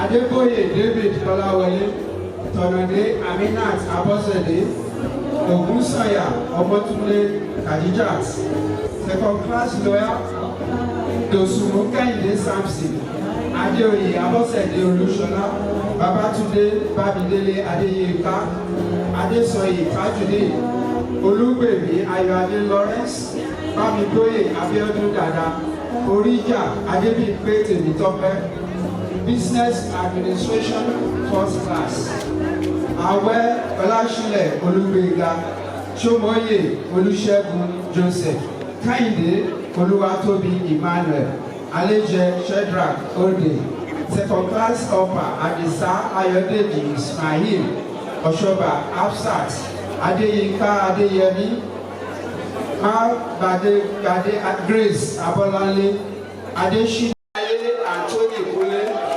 Olúyẹmí Olúfúnmilọ́lá Esther, second class upper Adékúnlé Balógun Lucy, Adélékè Olúrẹ̀mí Ruth, Agbọ́lá Ṣẹ́gun Òjó, Akíníyì Kẹ́hìndé Mosúnmọ́lá, Arówónà Saheed Akọ́láwọlé, Olóyèdé Rọ̀fíàt Mojísọ́lá, Olúòkun Bùkọ́lá Naomi, second class lawyer Abdulaziz Ibrahim Túndé Oríjà Táíwò Samuel, Ṣóré Tirẹ̀ Nasifat Àjọkẹ́, third class Abíọ́lá Fọláṣadé Olúwatósìn, Òkúròmú Gbọ́nhàn Olúyẹmí, Business Administration first class, Akíntárọ̀ Olú Akínbíyì Ọláolú, second class upper Usman Ọlájipúpọ̀ Kówíù Adéyẹmí Bísọ́lá Jọkàs, second class lower Adéyínká Modúpẹ́ Rebecca Akínbí Ṣẹ́gun, Mass Communication second class upper Àkànbí Alimat Abọ́sẹ̀dé, Olútóyè Fúnmiláyọ̀ Deborah, Tajudeen Saheed Ìṣọ̀lá, Usman Mariam Ogochi, second class lower Ògún Babila Afọláṣadé Perpetual, Òkèkè Vivian Chineye, Uduma Iyan Chinaza for the confinement.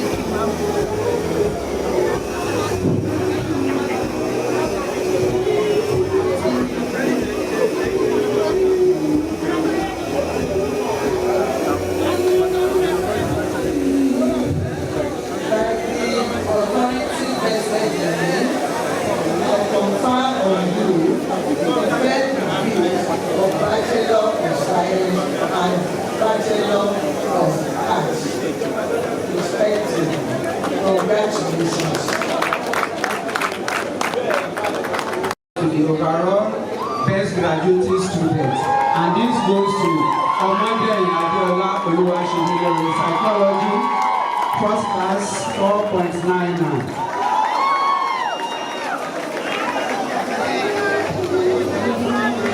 Best graduating students in commerce, Omodeyin Adeola Oluwaseyilewe. Best graduating students in commerce, Elebede Anna Oluwatimileyin. Mathematics first class 4.72.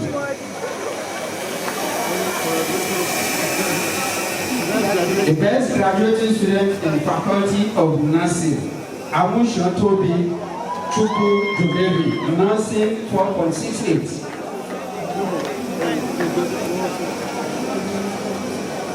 The Board of Trustees award to the best graduating students in each department. Accounting, Adediba Amera Oyedamola. Biochemistry, Ajana Otunrayo Elizabeth. Business Administration, Amao Mistura Ajoke. Computer Science, Onyuku Gamaliel Chibueze. Criminology and Security Study, Makanjola Bebo Timileyi. Cyber Security, Oyeniran Angela Jesu Unique. Economics, Oluyemi Oluwasemilore Faith. English, Akimbo Jesu Tobilayo Esther. International Relations and Diplomacy, Kelani Ayodele Rachel. Mass Communication, Emu Oboyeje Winifred. Microbiology, Zoo Rolling Esther. Molecular Biology and Biotechnology, Ogunbo Kodri Shegun. Mathematics, Elebede Anna Oluwatimileyi. Nursing, Abushan Tobi. Political Science, Sanusi Adeyinka Abdulaziz. Psychology, Omodeyi Adeola Oluwasemilore. Software Engineering, Nkabiru Clayton Chibuike. Public Health, Olukoya Praise Adeboye.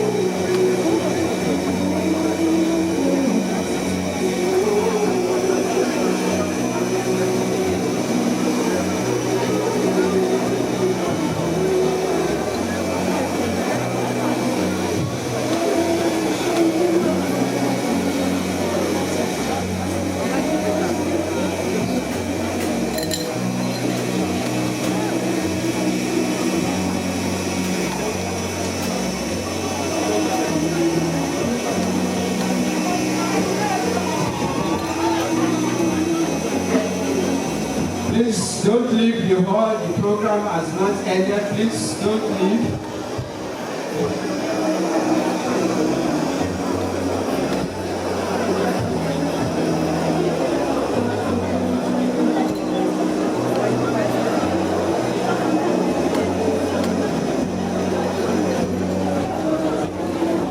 So, automatically, all the first class recipients qualifies for the Chancellor's Award. I move to the item D, Chancellor's Award for Character to the Best Behaved Female Graduating Student.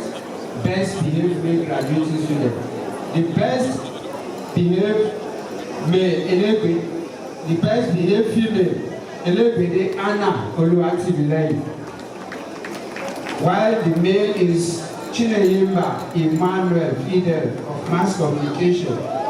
Elebede is of Mathematics.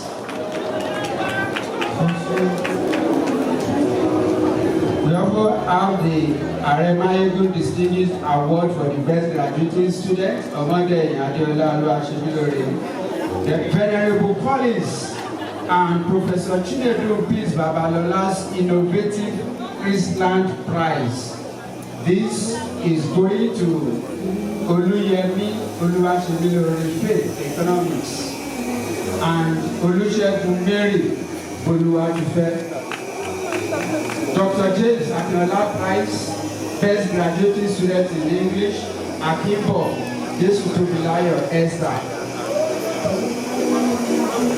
We have Professor Odrayo's Prize to the best graduating students in computer science, in cyber security and software engineering. This will be resolved later. And we move on to Professor Olufemi Onabajo Prize to the best graduating students in mass communication. Ebu Oboeje Winifred, mass communication.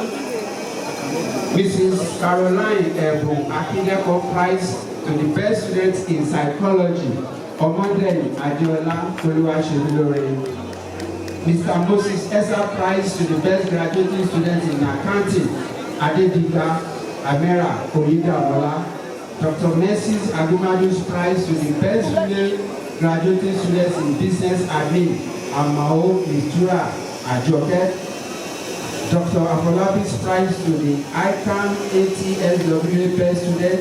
Adejobi Bebo Adeola. We have Maria Adejowo Owolabi Prize. They are standing academic performance and leadership in demonstrating Christian values and services in the university. Makonjola Bebo Tibeleyi. The New Horizon Prize for the machine learning and statistical package for social sciences. Abdullah Ibrahim NSC Computer Science. Amusa Oluwatimileyi Daniel. Dr. M. Adeshobo Prize for the best qualified female in ANCA ATS 2024 examination. Adejobi Vevo Adeola of Accounting Department. Award for the first class students project. Rufai Prominence Oluwalosheyi.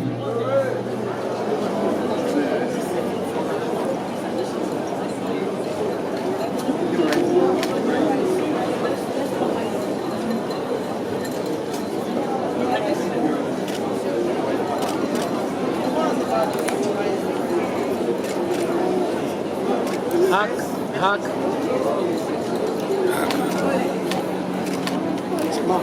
Hello, ma. We have the supplementary list of awards which I will quickly call. Professor Olufemi Onabajo Exemplary Leadership Award. This goes to Odusanya Oluwatosi. Professor Babafemi Ebadejo Prize for the students in political science who show the best promise in research beyond class lecture. This goes to Mr. Adeyinka A. Salus. Professor Odrayo Award to the best students project. Bakari Oluwakorede from Department of Computer Science. Oluwatoyin Joseph, Department of Cyber Security. Joshua Basi, Department of Software Engineering. Look at. And we have Dr. Oluwadabilare Akinbade's Award for the best performance in Nursing and Midwifery Council of Nigeria final qualifying exam in midwifery. Orenaya Iyanoluwa Esther. Excellence in Community Health Nursing. Amusan Tobi Chukdimebi. Excellence in Research. Esan Guido Jessica.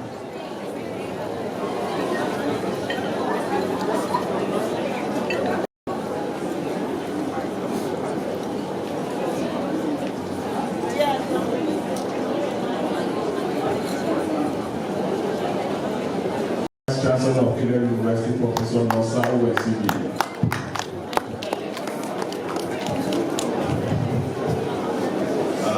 My name is Bankole Adeyinka, representing Professor Adeyinka of King's University. Saying, one greeting, that is all. Thank you. I'm Professor Mrs. Kende Atinikesowo from the Federal University of Agriculture at Abeokuta Convocation. I'm Professor Afolabi Rede, representing Professor Kabiru Adeyemo, Lee State University Vice Chancellor. Congratulations. Professor Aladi Olorusha, Vice Chancellor of the University. Congratulations.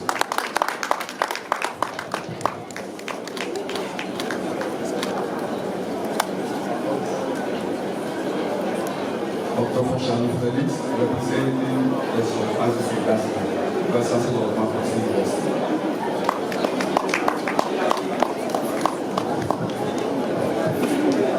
Mr. Amoshi Sudoke, Registrar, Christopher University, representing the Vice Chancellor.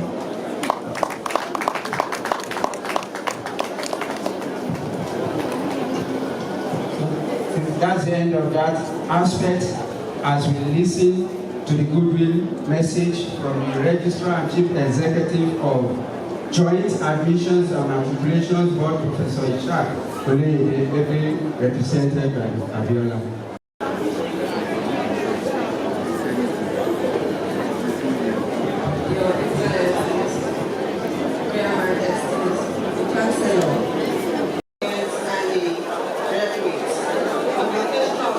Convocation Ceremony of the institution. The journey that began 4 or more years ago has come to an end, and this ceremony celebrates the completion of your different certificate programs. To the graduates, as you begin another phase of life, I encourage you to be agents of change. Let all that has been imparted on you here academically and morally be seen in the way you conduct yourselves. Embrace virtues and show positive influences. I would also like to remind the institution to continue to adhere to all the policies of admission, as admission remains the core of every institution. Once again, congratulations to the institution, parents, and the graduates. I wish the graduates all the best in their chosen fields. Thank you so much. Applying the alumni pledge of the graduates, will you remain standing wherever you are? University, in the best tradition of a distinguished alumnus, will remain a worthy ambassador of the university, a crusader and agent of reformation in the university, education in Nigeria and beyond. We revere and obey the laws of the land, preach Christian university industry, intellectual radiance, entrepreneurship, determination, integrity, stand up for the moral challenges of our time,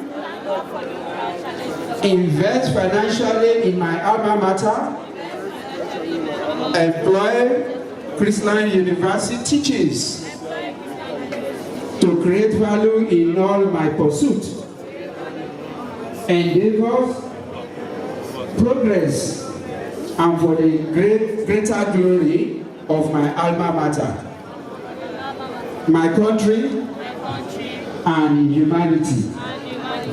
So help me God. Congratulations.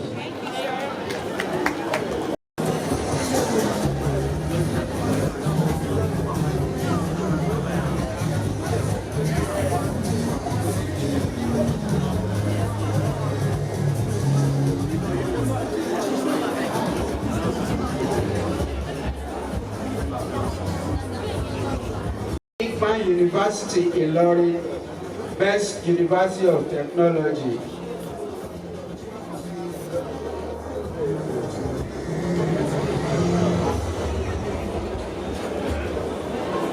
I'd like to quickly appreciate our royal fathers in the house. Representatives of directors and organizations. We have here in our midst I Chief Adelani, I Chief Aderemi Adebayo, representing Yolowo of Owu Kingdom, we say thank you for coming, sir. I, Chief Alaji Osei Latif Olanrewaju Obamaja Akobaje of Owu Kingdom. Thank you very much for coming, sir. We appreciate you. We have representing government officials, Mr. O.M. Oloko, Permanent Secretary of the State Ministry of Education, Science and Technology. Thank you for coming. Mr. A.O. Ejo, Director, State Ministry of Education, Science and Technology. We acknowledge your presence in our midst today. We want to acknowledge the presence of members. Attention, please. As at the time the procession will be moving out, any student who is not in this assembly will not be awarded the degree.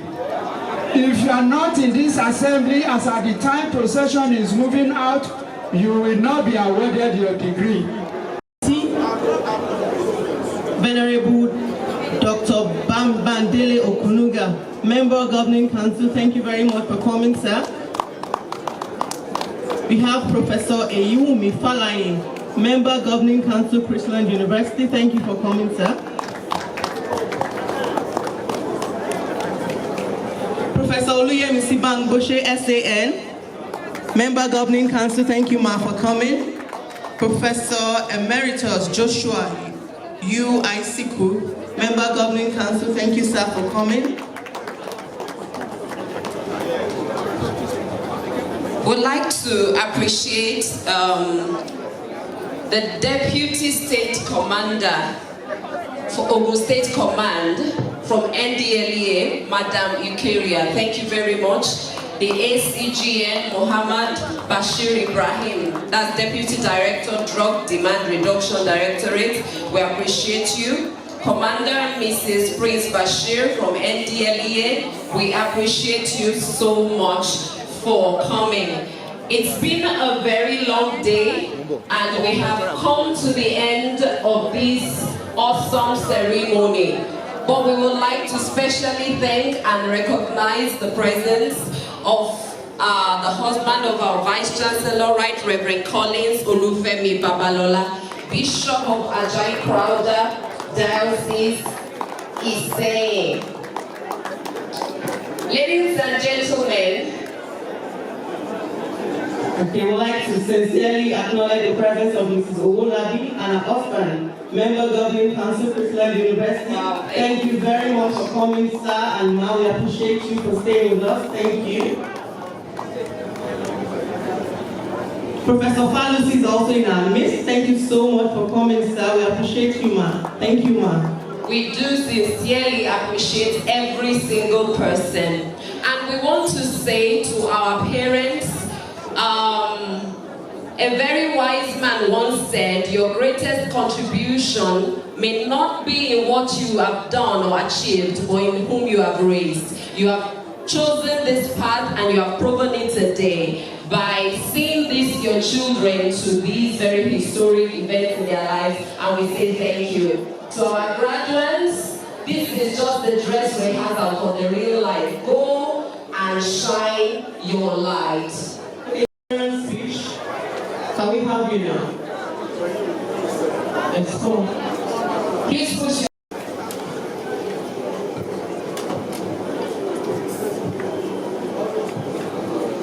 distinguished invited guests, esteemed faculty, dear parents, students, my fellow graduates, ladies and gentlemen. First and foremost, I would like to take a moment to acknowledge and thank God for His guidance, strength, and wisdom throughout this journey. It is through His grace that I stand here as the best overall graduating student at the 6th Convocation Ceremony of Chrisland University. It is an incredible honor to represent the regal set of 2024 as the valedictorian on this special day, the day of the release of stars.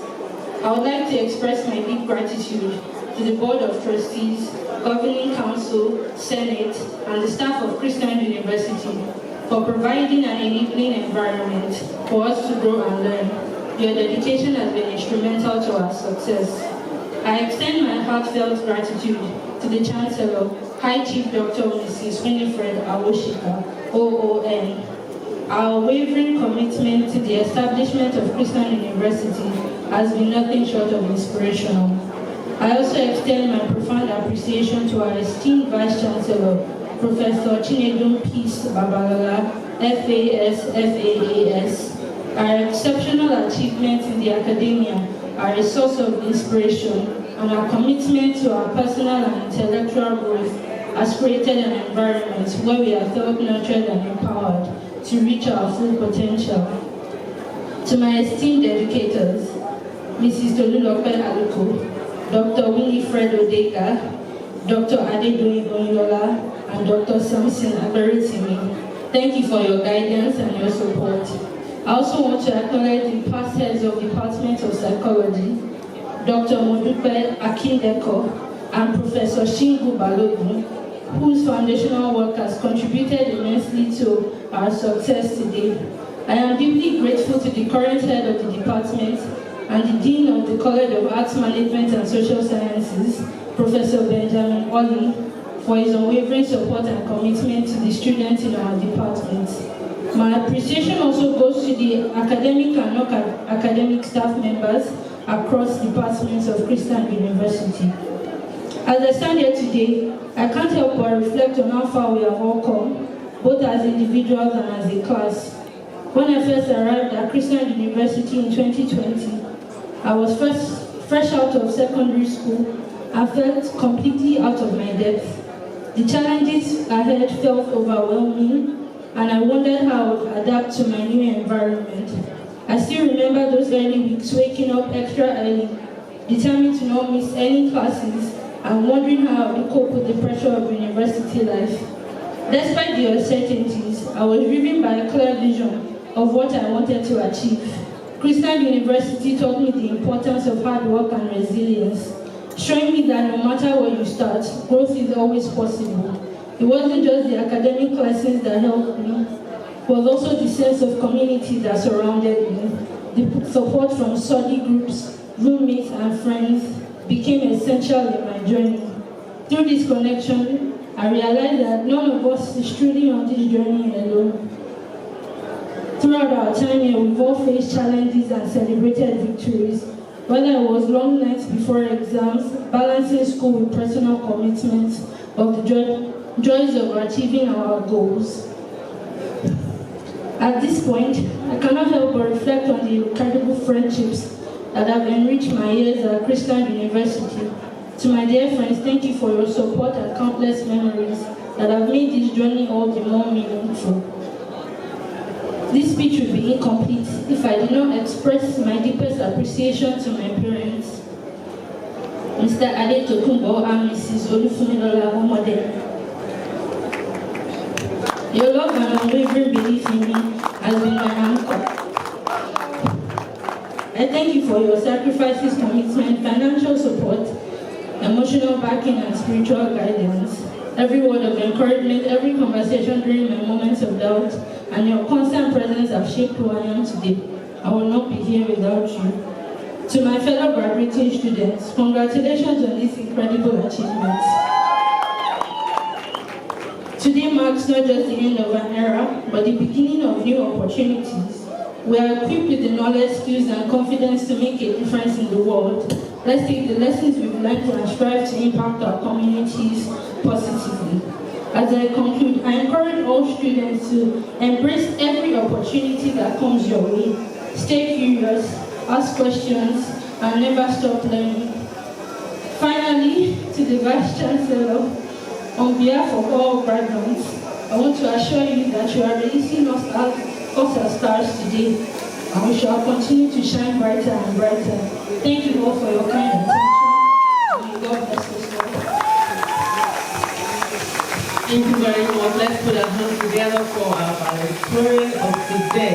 To parents and guardians, it's important that you are here on Thursday for your Thanksgiving. You are not expected to leave today. Parents, please note, graduates are continuing their celebration on Thursday for the Convocation Thanksgiving.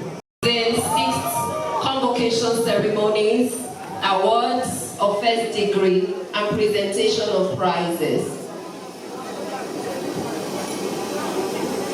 Closure of the convocation ceremony for 2024, and on this note, I have the honor to invite the Chancellor to declare the convocation ceremony closed.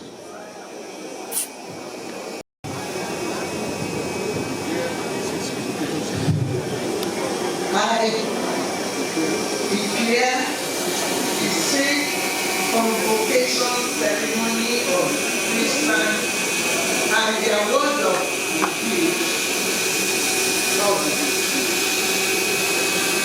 the award of degrees and prizes of Christian University closed. We shall be order. Please, college officers.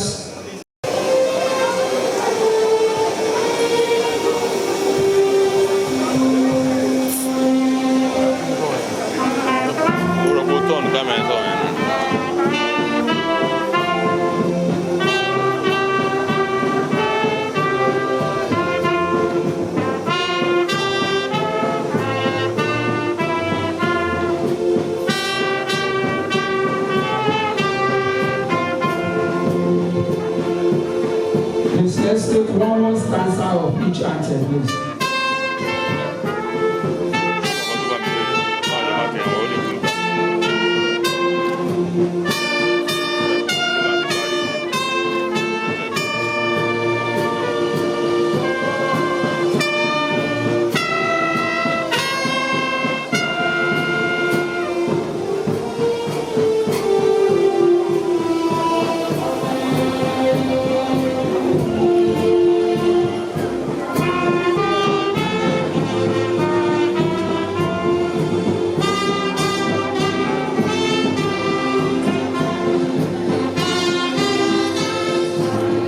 No, me need them.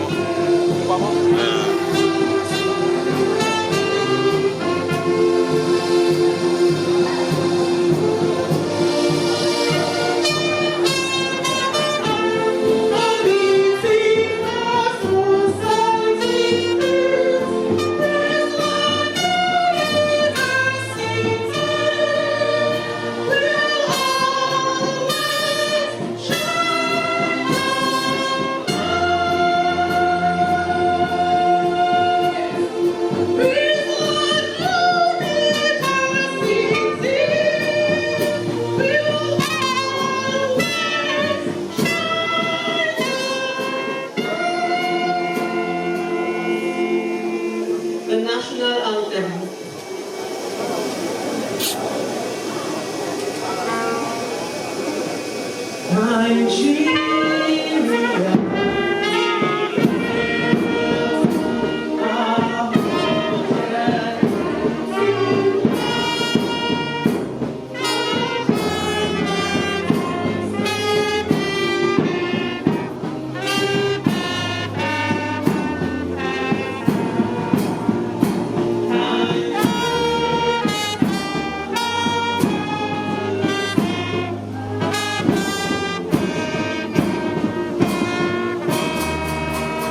As graduates, you turn your tassel to the left.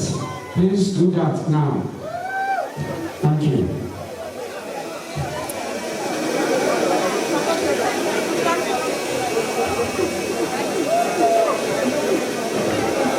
We'll take the academic session.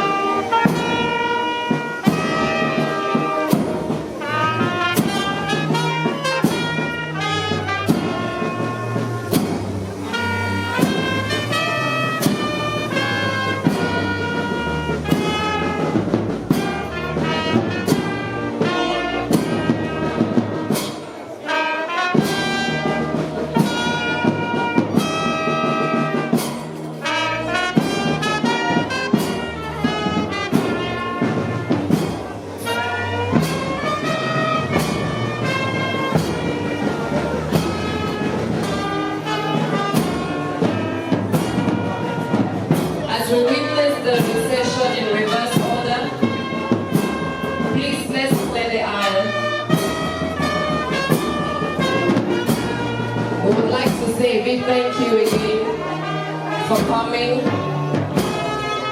Thank you for being patient and waiting until the very end. We say thank you. We wish you journey mercies back home.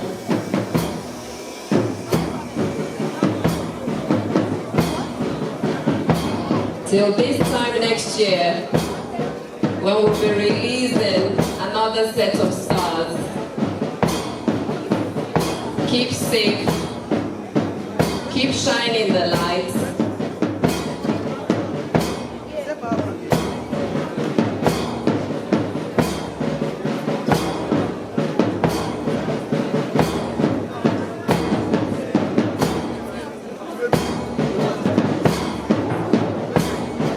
To our amazing array of intellectuals, we recognize your labor over the graduates. We thank you. To our visitors, we thank you.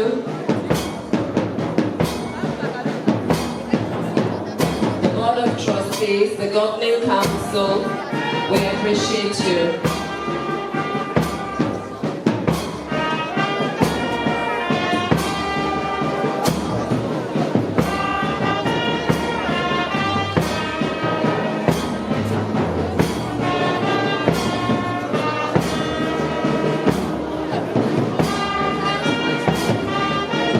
Recession will be followed by the graduates. Congratulations to all our stars finally released to keep shining. God bless and keep you. We wish you all the very best. And we know we shall hear good reports of you.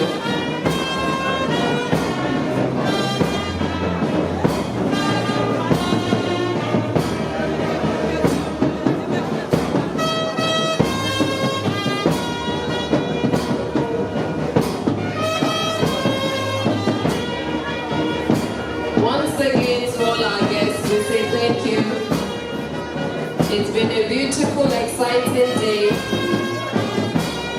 From the recession to the convocation lecture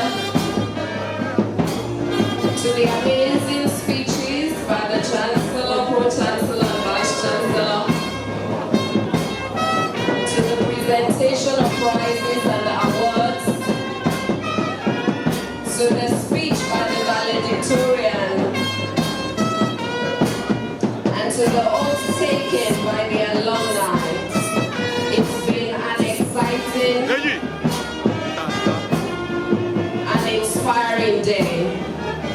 We thank you all for coming.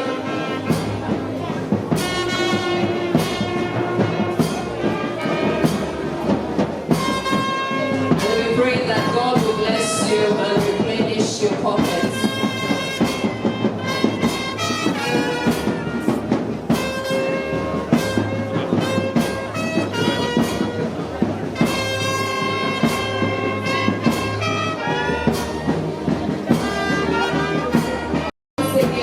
Ensure you take your valuables with you.